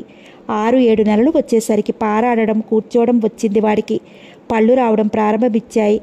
పళ్ళు వచ్చేటప్పుడు కాస్త నలత చేస్తే బెంగపడిపోయారు తండ్రి కూతురును. డాక్టర్ చుట్టూ తిరుగుతూనే ఉన్నారు. పిల్లవాడు వాళ్ళ ప్రాణమైపోయాడు. తాత అని శ్రీనివాస్ అనడం విన్న రోజున రావుగారు ఆనందంతో ఉప్పొంగిపోయారు. తన జన్మ ధన్యమైనట్లే భావించారు. అప్పటికప్పుడు స్వయంగా బజారు వెళ్ళి ఎన్నో కానుకలు కొని తెచ్చారు మనవడికి. అప్పటికే వాడికి లేని వస్తువంటూ లేదు. 3 చక్రాల సైకిల్ ముందే కొని ఉంచారు. ఒక చక్కని కారు తొక్కితే నడిచేది, ఊగే గుర్రం, కీ ఇస్తే పట్టాల మీద నడిచే రైలు, ఇంకా బొమ్మలకి లెక్కే లేదు. బేబీ పౌడర్, బేబీ సోపు వగైరాలు పుట్టినప్పటి నుంచి వచ్చాయి వాడికి. నగలు రకరకాలుగా చేయించారు. ఆడపిల్లలకి చేయించే నగలన్నీ శ్రీనివాస్కి చేయించారు. అవన్నీ వేసి అలంకరిస్తే అచ్చు ఆడపిల్లలాగే ఉండేవాడు. పచ్చని శరీర ఛాయ, కనుముక్కు పోలికలు ఇందిరవి. ఉంగరాల జుట్టు, నడక, నవ్వు, ఆనందం వచ్చాయి శ్రీనివాస్కి. గుర్రం మీద కూర్చోబెట్టి ఊపేవారు. సైకిల్ మీద, కారు మీద కూర్చోబెట్టి తిప్పేవారు రావుగారు స్వయంగా. చప్పట్లు కొడుతూ అర్థం కాని భాషలో ఏదేదో మాట్లాడేవాడు శ్రీనివాస్. తాతగారిని చూస్తే మంచి ప్రేమ కూడా కొన్నారు రావుగారు. వాడి 9వ నెలన చాలా అందంగా ఉందది. బాబుకి పట్టుకొని నుంచోవడం వచ్చింది. బొద్దుగా ముద్దుగా ఉండే బాబుని చూసి చూసి మురిసిపోయేవాళ్ళు రావుగారు, ఇందిరా కూడా. రకరకాల రంగుల ఫోటోలు తీయించారు వాడికి. శ్రీకర్ వాళ్ళకి పంపించింది ఇందిర వాడి ఫోటోలలో కొన్నింటిని. వాళ్లే కదా తన ఈ ఆనందానికి మూలకారకులు. లేకపోతే తనే పెన్నిదిరి పోగొట్టుకుని ఉండేదే. వాళ్ళకి తను ఎప్పటికీ కృతజ్ఞురాలే. ఇందిరని ఒంటరిగా ఉండనిచ్చేవారు కాదు రావుగారు. ఇందిర ఆలోచిస్తున్నట్లు తోస్తే చాలు బాబుని ఒళ్ళో కూర్చోబెట్టేవారు. దాంతో అన్నీ మర్చిపోయేది ఇందిర. బాబుకి పట్టుకోకుండా నిలుచోవడం, తప్పటడుగులు వేయడం వచ్చింది. కుర్చీలు బల్లలు ఎక్కడం నేర్చుకుంటున్నాడు. ఆ ఎక్కి దిగడంలో ఎన్నోసార్లు కింద పడ్డాడు. పడ్డప్పుడల్లా చాలా కంగారు పడేవారు ఇందిరా, రావుగారును. ఇందిర అప్పుడప్పుడు ఏడ్చేసేది కూడా. ఒకచోట నిలవడం లేదు బాబు. ఇల్లంతా ఏకం చేస్తున్నాడు. ప్రతి వస్తువు సవరిస్తున్నాడు. చాలా వస్తువులు వాడి చేతిలో పాడయ్యాయి. ఎన్నో విలువైన వస్తువులు బద్దలయ్యాయి. గ్లాసులు, సీసాలు పగిలిపోయాయి. ఒకసారి ఎవరూ చూడనప్పుడు కత్తితో వేలు కోసుకున్నాడు. నిప్పు ముట్టుకోబోయాడు. తాతగారి మందు సీసాల మూతలు తీసి తాగబోయాడు. ఆయింట్మెంట్లు ఒళ్ళంతా పూసుకున్నాడు. నీళ్లతో ఒకటే ఆట. పంపు తిప్పి దాని కింద కూర్చునేవాడు. తల ఒళ్ళు తడిసిపోయేవి. వెంటనే జలుబు చేసేది. చెప్పులతో ఎక్కువ ఆటవాడికి. ఇట్లా ఎన్నో అల్లరి పనులు. పుస్తకాలు చింపటం, ఇంకు పారబోయటం, పెన్నులు పాడు చేయటం. ఏం చేసినా రావుగారు వాడిని ఏమీ అనేవారు కాదు. ఇందిరని అననిచ్చేవారు కాదు. పైగా ముద్దులాడేవారు. తనే స్వయంగా ఆ వస్తువులన్నీ తీసి జాగ్రత్త పరిచేవారు. ఏడాదికే బాగా మాట్లాడటం వచ్చింది వాడికి. చిట్టి చిట్టి అడుగులతో నడుస్తూ, అల్లిపిల్లి మాటలతో మాట్లాడుతూ తల్లికి తాతగారికి ఆనందాన్ని చేకూర్చేవాడు. అమ్మా అని వాడు తనని పిలిచినప్పుడు ఇందరికి ఆనందంతో ఏడుపొచ్చేసింది. ముద్దుల్లో ముంచేసింది వాణ్ణి. పుట్టినరోజు వైభవంగా జరిగింది. కార్డులు అచ్చు వేయించి మరీ అందరినీ పిలిచారు రావుగారు. ఇందిర పుట్టినరోజులు ఘనంగా జరిపేవారు ఒకప్పుడు. ఇప్పుడు శ్రీనివాస్ పుట్టినరోజు దాన్ని మించి చేశారు. వాడికి చిన్న చిన్న పద్యాలు నేర్పించడం మొదలుపెట్టారు. చిన్న చిన్న కథలు వాడికి అర్థమయ్యేట్లు చెప్తూ ఉండేవారు. అవన్నీ ఇందిర కూడా ఎంతో ఆసక్తిగా వింటూ ఉండేది. వాడికి కథలు చెప్తున్నప్పుడు రావుగారు ఇందిర చిన్నతనాన్ని గురించి చెప్పేవారు. ఇందిరతో ఎప్పటెప్పటి సంగతులు చెప్పేవారు. ప్రఫుల్ల వదనంతో చెప్తున్నవారు కాస్త ఇందిర తల్లి ప్రస్తావన వచ్చేసరికి విచారంగా మారిపోయేవారు. ఆ సమయంలో ఇందిరకి అప్రయత్నంగానే ఆనంద్ గుర్తుకొచ్చేవాడు. వెంటనే ద్వేషం జుగుప్సులతో హృదయం ముడుచుకుపోయేది. ఇద్దరూ మళ్ళీ బాబు ముద్దు పలుకులతో ఈ లోకంలోకి వచ్చేవాళ్ళు. బాబుకు ముద్దుగా ముచ్చటగా 3 పుట్టినరోజులు గడిచాయి. ఈ 3 ఏళ్లలో రావుగారి మామగారు కూడా గతించారు. బాబు 3వ పుట్టినరోజు అయ్యాక బాబును మాంటిసోరీ స్కూల్లో చేర్చారు. బాబు స్కూల్కి వెళుతున్నప్పటి నుంచి ఇందరికీ రావుగారికి కూడా ఏమీ తోచడం లేదు. సాయంత్రం ఫ్యాక్టరీ నుంచి తిరిగి వచ్చారు రావుగారు. సీనుబాబు రాగానే పిలిచారు. పరిగెత్తుకొచ్చి తాతగారి కాళ్ళకి చుట్టుకుపోయాడు బాబు. చక్కగా రెడీ అయి ఉన్నాడు. బ్లూ కలర్ నిక్కర్, అదే రకం షర్టు, చక్రాలాంటి కళ్ళు తిప్పుతూ తాతయ్య మరే మా టీచర్ నాకు కొత్త పద్యం చెప్పింది అన్నాడు. 2 బుగ్గలు ముద్దు పెట్టుకుంటూ. అట్లాగా, ఏది చెప్పు అన్నారు. Baba black sheep have you any wool చెప్పటం మొదలుపెట్టాడు. యాక్షన్తో సహా చెప్తున్నాడు వాడు. నవ్వుతూ తిలకిస్తున్నారు రావుగారు మనవుణ్ణి. ఇందిర కాఫీ తీసుకొచ్చింది. ఆమె మొహం సంతోషంతో వెలిగిపోతోంది. కాఫీ ఇస్తూ నానా మీకో శుభవార్త అంది చిన్నపిల్లలాగా. ఎన్నాళ్ళయింది ఇందిర ముఖంలో ఇట్లాంటి నవ్వు చూసి. ఆ క్షణంలో ఇందిర ఆయన కళ్ళకి చిన్నపిల్లలాగే కనిపించింది. పెళ్లి కాకముందు ఎగురుతూ గంతుతూ చలాకీగా ఉత్సాహంగా ఉండే ఇందు తల్లే ఇప్పుడు తన కళ్ళ ముందు కదలాడుతున్నట్లుంది. ఏవిడి తల్లి అది? తల మీద చేయేస్తూ అడిగారు చిరునవ్వుతో. శ్రీకర్ శ్రీలత ఇండియా వస్తున్నారట నాన్న. వచ్చే నెలలోనే వస్తున్నారు. ముందు ఇక్కడికే వస్తారుట. ఇంకో మాట కూడా, వాళ్ళు అమెరికా వదిలేస్తున్నారట. ఇక్కడే ఎవరితోనన్నా కలిసి ఇండస్ట్రీ ఒకటి స్టార్ట్ చేద్దాం అనుకుంటున్నాడట శ్రీకర్. ఉత్సాహంగా చెప్పుకుపోతోంది ఇందిర శ్రీకర్ తనని చూసి వెళ్ళిన మొదటి పెళ్లి కొడుకని తండ్రికి చెప్పలేదు. చెప్పే అవసరమూ రాలేదు. కన్నార్పకుండా కూతురునే చూస్తున్నారు ఆయన. జీవితంలో సర్వస్వము అయిన భర్త ప్రేమని పోగొట్టుకుని అతడిచే తీవ్రంగా వంచబడిన ఈ అభాగ్యురాలికి ఇంకా ఇట్లాంటివైన సంతోష క్షణాలు? ఆయన గుండె జాలితో నిండిపోయింది. శ్రీకర్ శ్రీలతల ప్రసక్తి వచ్చినప్పుడల్లా సంతోషము కృతజ్ఞతాభావన మెరుస్తాయి ఇందిర కళ్ళల్లో. నాన్నా, శ్రీకర్ శ్రీలతలు నాకేమవుతారో తెలుసా? తోబుట్టువులు అనమంటావా? అంతకంటే ఎక్కువ. తోబుట్టువులంటే మళ్ళీ వాళ్ళని స్వార్థంతో కొలిచినట్లవుతుంది. స్వార్థంతో కొలవదగిన మనుషులు కాదు వాళ్ళు. వాళ్ళు నాకు స్నేహితులే. అవును, ఆత్మీయులైన ప్రాణ స్నేహితులు, మంచితనం మూర్తీభవించిన సన్నిహితులు. ఇట్లా చెప్పుకుపోతోంది పరవశతో. ఏం తల్లి ఉత్తరం ఏది అడిగారు రావుగారు. బాబు రివ్వును పరిగెత్తుకుని వెళ్ళి ఉత్తరం తెచ్చాడు. తాతగారికి ఇచ్చాడు.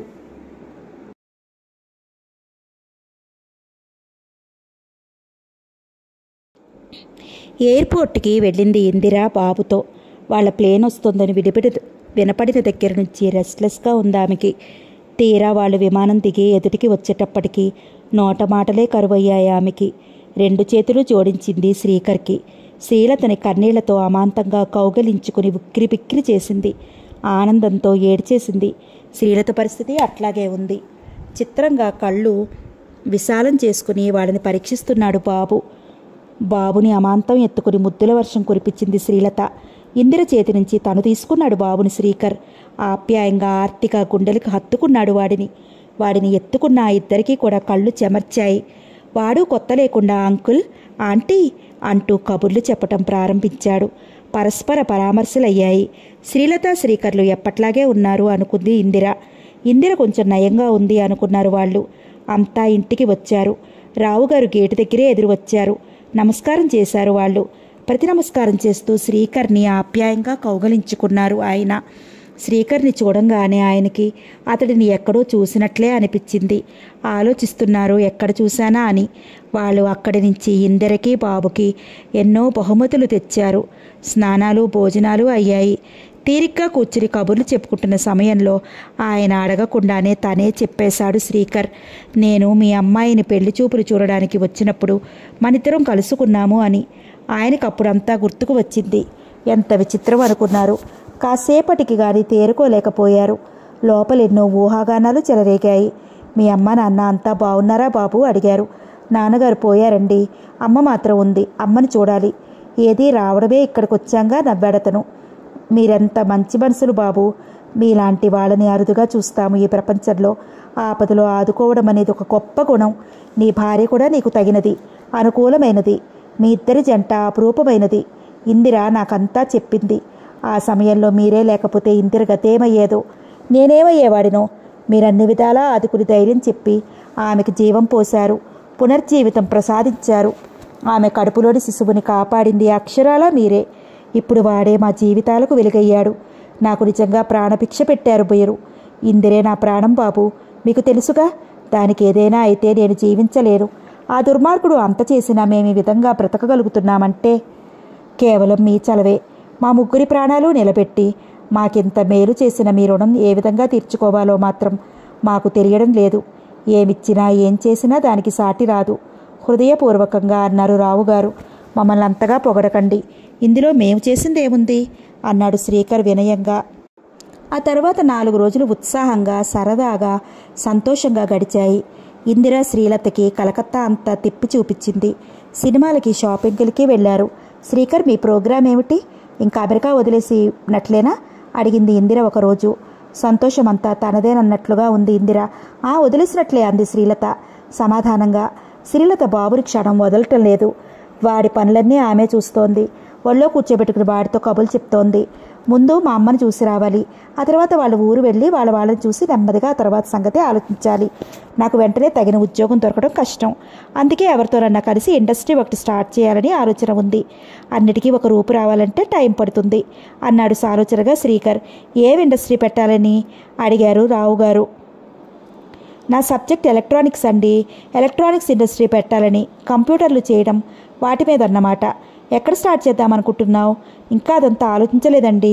సమ్వేర్ ఇన్ ఆంధ్రప్రదేశ్ పెట్టాలని ఉంది. అది పెట్టుబడి పెట్టే వాళ్ళ మీద కూడా ఆధారపడి ఉంటుంది కదండి. ఎవరైనా ఉన్నారా మీ దగ్గర రిలేషన్లో అడిగారు రావుగారు. లేరండి. ఒకవేళ ఉన్న రిలేషన్స్తో కలవడం, అందులో ఇట్లాంటి వాటిల్లో నాకు ఇష్టం లేదండి. ఫ్రెండ్స్ అయితేనే నయం. కొంచెం సేపు అయ్యాక రావుగారు అన్నారు, నీకు అభ్యంతరం లేకపోతే ఆ ఇండస్ట్రీకి కావలసిన పెట్టుబడి నేను పెడతాను. నిన్ను నా పార్ట్నర్గా చేస్తాను. కొంతసేపు ఆశ్చర్యంతో ఏమీ మాట్లాడలేకపోయాడు శ్రీకర్. అవును బాబు, నువ్వు మాకు చేసిన సహాయంలో మేము చేయబోయేదెంత? నువ్వేమీ సంకోచించకు. ఇందులో నా స్వార్థం కూడా లేకపోలేదు. కుర్చీలో వెనక్కి వాలి అన్నారు. ఇంకా నేను పెద్దవాడిని అవుతున్నాను. ఈ బిజినెస్ వ్యవహారాలన్నీ నేను ఒక్కడిని చూసుకోలేకపోతున్నాను. నాకు సహాయం కావాలి. ఇందిర ఆడపిల్ల, అది ఒక్కతే అన్నీ చూసుకోలేదు. నేను దానికి అప్పగించలేను.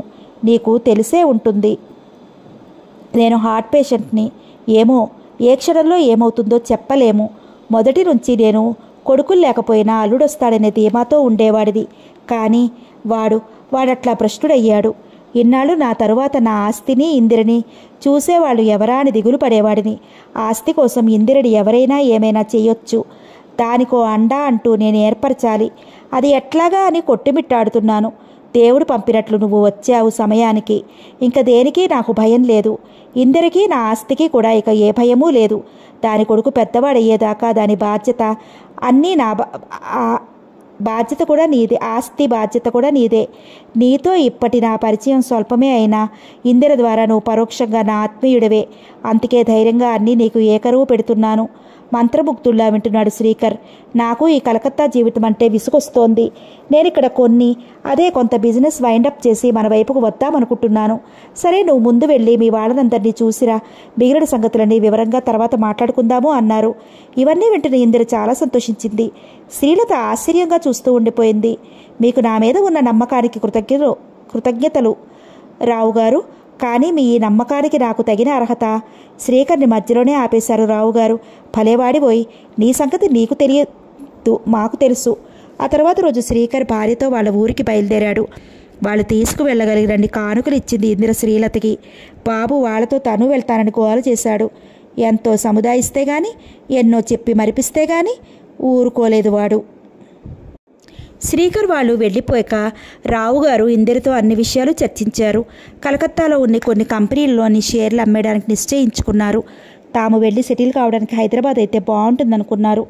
ఇందరికి వ్యాపార వ్యవహారాల్లోని లావాదేవీలు వివరించారు. నువ్వు కూడా ఇక నుంచి యాక్టివ్ పార్ట్ తీసుకోవాలమ్మా. ఈ విషయాల్లో ఇప్పుడు మనం స్టార్ట్ చేయబోయే ఇండస్ట్రీ నీకు తెలిసిందేగా. నువ్వు చదివిందే కంప్యూటర్ కోర్స్. నీకు ఇంట్రెస్టింగ్గా ఉంటుంది కూడా. ఎప్పుడూ జరిగిన దానికి విచారిస్తూ మనసుని కలత పెట్టుకోవద్దు తల్లి. బాబు కూడా స్కూలుకు వెళుతున్నాడు కాబట్టి నీ మనసు మరోవైపుకు మళ్లించుకుంటే కాస్త మనశ్శాంతి ఉండవచ్చు కదూ. ఇందిర తండ్రితో ఏకీభవించింది. మరో వారం 10 రోజులకు శ్రీకర్ తిరిగి వచ్చాడు. శ్రీలతను కొన్నాళ్ళు పుట్టింట్లో వాళ్ళ దగ్గర ఉండమన్నాడు. శ్రీలత కూడా తన వాళ్ళని చూసి 3 ఏళ్ల పైన అయింది.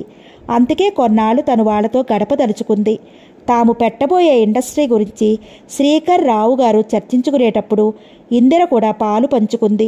హైదరాబాద్ అయితేనే బాగుంటుందని శ్రీకర్ కూడా అన్నాడు.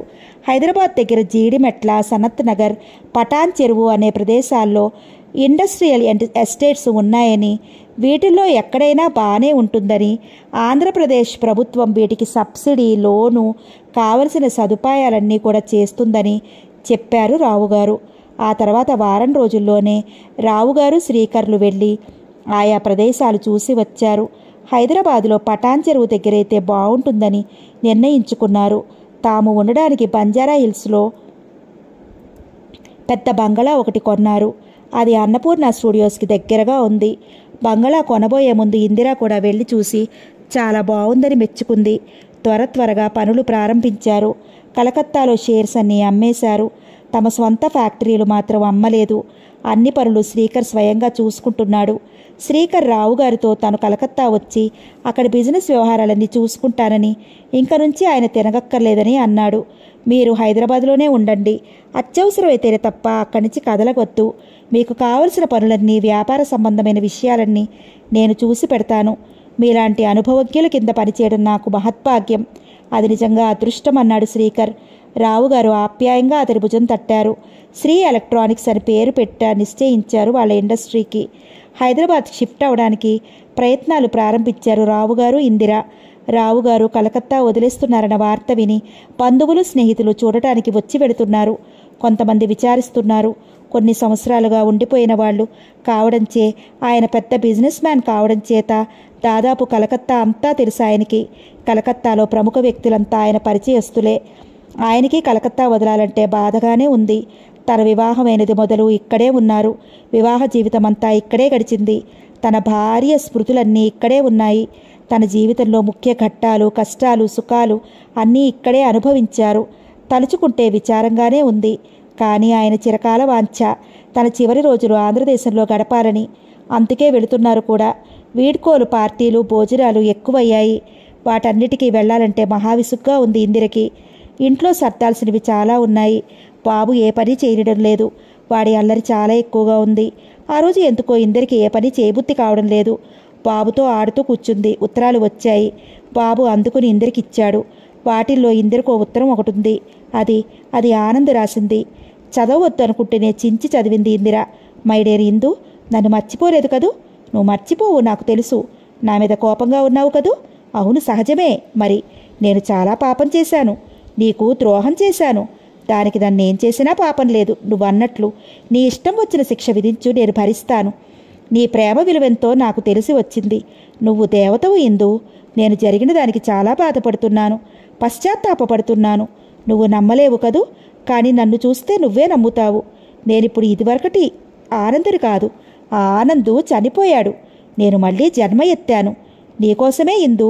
నీ పాదాలు నా కన్నీటితో అభిషేకిస్తే కానీ నేను చేసిన దానికి నిష్కృతి లేదు. నా హృదయానికి శాంతి లేదు. ఇవి నా హృదయంలో నుంచి వచ్చిన మాటలు. నా కళ్ళకున్న పొరలు తొలగిపోయాయి. మంచేదో చెడేదో తెలుసుకోగలిగాను. నాకు ఇప్పుడు నువ్వు తప్ప నా అనేవాళ్ళు ఎవ్వరూ లేరు. ఉన్నా అక్కర్లేదు. నాకు ఆత్మీయత కావాలి, ప్రేమించే హృదయం కావాలి. నీది క్షమా హృదయం, జాలిగుండే వెన్నలాంటి మనసు నాకు తెలుసు. నన్ను నువ్వెప్పుడూ కాదనవు. నాకు తెలియదు అన్నట్లు మనకో బాబున్నాడట కదా? ఎట్లా ఉన్నాడు? ఎవరి పోలిక? వాడిని చూడాలని నా మనసు ఆతృత పడుతోంది. ముఖ్య విషయం రాస్తున్నాను. నిన్ను వాడిని చూడాలని నేను ఇండియా వస్తున్నాను. అమెరికా వదిలేసి వస్తున్నాను. నన్ను నువ్వు తృణీకరించవన్న ధైర్యంతోనే వస్తున్నాను. ఇంక నీ దగ్గరే ఉండిపోతాను. నేనింకే విధంగానూ అన్యాయం చేయను. నీ దాసుడిని. నా మీద కాస్త దయ చూపించు. నేను నిన్ను పెట్టిన బాధలకి అంతకు రెట్టింపు నన్ను బాధ పెట్టి నాకు సంతోషమే. ఆనందంగా భరిస్తాను. కానీ ఇందు, నన్ను మాత్రం నీకు దూరం చేయకు ప్లీజ్. వచ్చే రోజు ఎప్పుడో ఎగ్జాక్ట్గా రాస్తాను. బాబుతో ఎయిర్పోర్ట్కి వస్తావుగా? నన్ను నిరాశపరచమని ఆశిస్తాను. మీ నాన్నగారికి నా నమస్కారాలు. ఉంటాను. నీ దాసుడు ఆనంద్. ఆ ఉత్తరం చదువుతూ ఉండగానే రావుగారు వచ్చారు. మౌనంగా తండ్రికి ఆ ఉత్తరం అందించి లోపలికి వెళ్ళిపోయింది ఇందిర. ఆశ్చర్యంగా చూశారు ఇందిర వెళ్ళిన వైపు. ఉత్తరం తెరిచారు. అరే, ఆనంద్ ఉత్తరం ఇది. గబుక్కును మూసేశారు చదవకుండా. ఉత్తరం చేత్తో పట్టుకుని కూతురు వద్దకు వచ్చారు. ఇది చదవండి నాన్న అన్నది ఇందిర ఉద్వేగాన్ని ఆపుకుంటూ. ఉత్తరమంతా చదివాక నెమ్మదిగా కూతురు దగ్గరగా వచ్చారు. ఇందిర హృదయం అల్లకల్లోలంగా ఉంది. ఆమె తలని తన హృదయానికి ఆనించుకున్నారు రావుగారు. అమ్మా ఇందు, ఆవేశం వద్దు. నెమ్మదిగా ఆలోచించి తీసుకో. ఏ నిర్ణయమైనా సరే. దీంట్లో బలవంతమేమీ లేదు. నువ్వు ఏ నిర్ణయం తీసుకున్నా నాకు సంతోషమే, సమంజసమే. దానికి పూర్తిగా నా మద్దతు ఉంటుంది, నా బలం ఉంటుంది. చలనం లేని రాయిలా ఉండిపోయింది ఇందిర. ఇందిరని ఇంకా కదిలించకుండా నిశ్శబ్దంగా బయటికి నడిచారు. ఆమె మనస్థితిని ఆయన ఊహించగలరు. అందుకే ఆ రోజంతా ఎవరూ ఇందిరని డిస్టర్బ్ చేయకూడదని ఆదేశించారు. పిల్లవాడు కూడా ఆమె దగ్గరికి రాలేదు. దీర్ఘంగా ఆలోచించింది ఇందిర. రాత్రి నిద్ర కూడా పోకుండా, అన్నం కూడా తినకుండా ఆలోచించింది. ఏమిటి తన కర్తవ్యం? జరిగిందంతా కళ్ల ముందు కదిలింది. తనకు జరిగిన అవమానం సామాన్యమైనదా? చిత్రహింస ఒక జన్మకి కాదు, 10 జన్మలైనా తను మర్చిపోగలదా? పోనీ చేసిందంతా మోసమే అయినా, తనకు ద్రోహమే చేసినా, తనతో మంచిగా మాట్లాడి తనని సరిగా ట్రీట్ చేశాడా? తోటి ఆడదాని ముందు ఎట్లా అవమానించాడు? తర్వాత అన్ని నెలలు తను అమెరికాలోనే ఉంది. ఒక్కనాడైనా తనేమైందోనని ఆలోచించాడా? పైగా శ్రీకర్ కనిపించినప్పుడల్లా ఎంత నీచంగానో మాట్లాడేవాడట. అసలు ఆ ఉత్తరంలో రాసిందంతా నిజమేనని, మారాడని ఎట్లా నమ్మటం? అంత చక్కగా నటించగలిగినవాడు, అంత నీచంగా మోసగించినవాడు ఎంతకైనా తెగిస్తాడు, ఏదైనా చేస్తాడు. అప్పుడు అతడన్న మాటలు తను మర్చిపోలేదు. దేశం కాని దేశంలో నిస్సహాయురాలిని చేసి బయటకు వెళ్ళగొట్టాడు. తన గతే ఏమవుతుందని కూడా ఆలోచించలేదు అతడు. తన మీద అసలు ప్రేమ లేదు. అవన్నీ తలుచుకుంటే ఇప్పటికీ అతడంటే ద్వేషం, కసి కలుగుతున్నాయి. ఎదురుగా కనపడితే అతన్ని హత్యైనా చెయ్యాలి, లేదా తనన్నా ఆత్మహత్య చేసుకోవాలి. అంతేగాని ఈ జన్మలో అతని ముఖం ఇక తను చూడలేదు. అతడితో కలిసి ఉండటం కల్లా అతడిని జన్మకి క్షమించలేదు. తను దగ్గరికి చేర్చి కొరివితో తల గోక్కోలేదు. తనను తనే హాని చేసుకోలేదు. ఇంకోసారి మోసపోలేదు. తను మోసం చేసుకుంటూ గడపలేదు. తన ఈ జీవితమే తనకు చాలు. ఇంకా అతడితో తనకే సంబంధమూ లేదు, ఉండదు. అతడికి అట్లాగే బుద్ధి రావాలి. ఆడదంటే ఆట బొమ్మ అనుకుంటున్నాడు. దానికి మనసు, మమత ఉంటాయని, ఒకసారి విరిగిన మనసు తిరిగి అతకదని తెలియదు కాబోలు. ఆడదాని మనసు ఎంత సున్నితమో అంత కఠినమైనది కూడా. అది అమృత వర్షాన్ని కురిపించగలదు, హాలాహలాన్ని వర్షించగలదు, మలయ సమీరంగా మురిపించగలదు, ప్రళయ జంజా మారుతంగా కూకటి వ్రేళ్లతో జీవిత వృక్షాన్ని పెకిలించనూ కలదు, చల్లటి చిరుజల్లును పిసగగలదు, పెరుతుఫాను సృష్టించగలదు, తెలివెన్నెలలోని హాయిని ఇవ్వగలదు, మధ్యాహ్న మార్తాండుడిలాగా తాపాన్ని కలిగించగలదు, పువ్వులోని పరిమళమూ కాగలదు, ముళ్ళులోని వాడితనమూ చూపించగలదు. అది తెలుసుకోలేని మూర్ఖుడతను. ఆనంద్ భార్యగా ఇందిర ఏనాడో చచ్చిపోయింది. ఇప్పుడు ఉన్నది రావుగారి కూతురు శ్రీనివాస్ తల్లి మాత్రమే. అంతే. అదే తన నిర్ణయం. మర్నాడు కాఫీల దగ్గర తండ్రి అడగకముందే ఇందిర, మేము కలిసి బ్రతకడం జరగదు నాన్న, ఇదే నా నిర్ణయం అంటూ ఆనంద్ రాసిన ఉత్తరాన్ని ముక్కలుగా చింపి చెత్తబుట్లో పడేసింది. చేతిలో ముఖం కప్పుకుని ఏడ్చింది. రావుగారేమీ మాట్లాడలేదు. కూతురు వైపు నిమురుతూ ఉండిపోయారు. తన కోరిన కాపురం గురించి చివరిసారిగా మనసారా ఏడ్చింది ఇందిర. మనసు తేలిక పడేదాకా ఏడ్చి ముఖం కడుక్కు వచ్చింది ఇందిర. ఎప్పుడూ ఎరగనంత ప్రశాంతంగా ఉంది ఇప్పుడు ఇందిర హృదయం. ఆ తర్వాత వారం 10 రోజులకి కలకత్తాలో ఇల్లు కూడా అమ్మేసి అన్ని సామాన్లతో హైదరాబాదు వెళ్ళిపోయారు ఇందిర, రావుగారు శ్రీనివాస్తో కలిసి. మరో 6 నెలల తర్వాత ఆ రోజు కలకత్తా నగరంలో నిశాకాంత చంద్రుడికి స్వాగతం పలుకుతోంది. చంద్రుడికి చెలికాళ్లుగా తారకలు మెరుస్తున్నాయి. చల్లగాలి సుమసౌరభాలు నిశాకాంతకు చెరికత్తెలుగా ఉన్నాయి. ఆ సమయంలో రావుగారు అమ్మేసిన ఇంటి ముందుకి ఒక టాక్సీ వచ్చి ఆగింది. సూట్ కేస్ పట్టుకుని ఒక యువకుడు కిందకి దిగాడు. టాక్సీ వెళ్ళిపోయింది. తల వంచుకుని సరాసరి మెట్లెక్కాడు. Calling bell మోగించాడు. తలుపు తెరవబడింది. ఎదురుగా కనపడిన బెంగాలీ స్త్రీని చూసి ఆశ్చర్యపోయాడతను. నోట మాట రాలేదు. అతడు ఊహించింది అది కాదు. తేరుకునే లోపలే ఆ స్త్రీ బెంగాలీలో ఏదో అడుగుతున్నది. తేరుకుని అతడు ఇంగ్లీష్లో రావుగారి గురించి అడిగాడు. ముందు తనకు తెలియదు అంది. ఆ తర్వాత వాళ్ళు ఊరు వదిలి వెళ్ళిపోయారంది. ఎక్కడికో మీకు తెలుసా? నాకు తెలియదు, మీరెవరు? అనుమానంగా అడిగింది. ఆ స్త్రీకి సందేహం, భయం. దొంగతనాలు అనేక రకాలు అనుకుంది. వారి బంధువులు లెండి వస్తాను వెనుతిరిగాడు. ఎక్కడికి వెళ్ళి ఉంటారు? ఆలోచిస్తూనే 2-3 చోట్ల విచారించాడు. నిరాశే ఎదురైంది. అదృష్టవశాత్తు ఆ సమయంలో అతడు అడిగిన చోట్లలో దురదృష్టవశాత్తు మగవాళ్ళెవ్వరూ లేరు. ఆడవారు ఎవరూ సరైన జవాబు ఇవ్వలేకపోయారు. ఏం చేయాలో బుర్ర పని చేయలేదు. తనకు తెలిసిన రావుగారి కంపెనీలకు వెళ్ళి విచారించాడు. ఆ టైంలో అతనికి ఇన్ఫర్మేషన్ ఇచ్చే వాళ్ళెవరూ లేకపోయారు. దిగాలు పడిన ముఖంతో రైల్వే స్టేషన్ ముఖంగా నడక సాగించాడతను. అతడే ఆనంద్. తను ఎక్కడికి వెళ్ళాలి? ఏం చెయ్యాలి? తన గతేమిటి? స్థితి ఏమిటి? తను చేసిందేమిటి? పొందిందేమిటి? అన్నీ ప్రశ్నలే అతడి మెదడులో. ఆత్మావలోకనం మొదలైంది అతడిలో. సమాప్తం.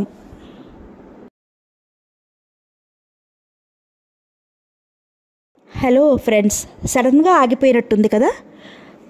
కొంచెం చర్చించుకుందామా ఏమై ఉంటుందో. అక్కడ నాన్సీ అమెరికన్కి మన ఆనంద్ మీద ఇష్టం పోయి ఉంటుంది. తన్ని తరిమేసి ఉంటుంది. అయ్యగారు వచ్చి ఇక్కడ పట్టారు. ఇక్కడ సేమ్ మన హీరోయిన్ ఇందిర చాచిపెట్టి కోప గుయ్యమనేలాగా చేసింది. మంచి డెసిషన్ తీసుకుంది కదండి. ఇది జరుగుంటుంది. మీరు ఇంకేమైనా ఎండింగ్ అనుకుంటున్నారా?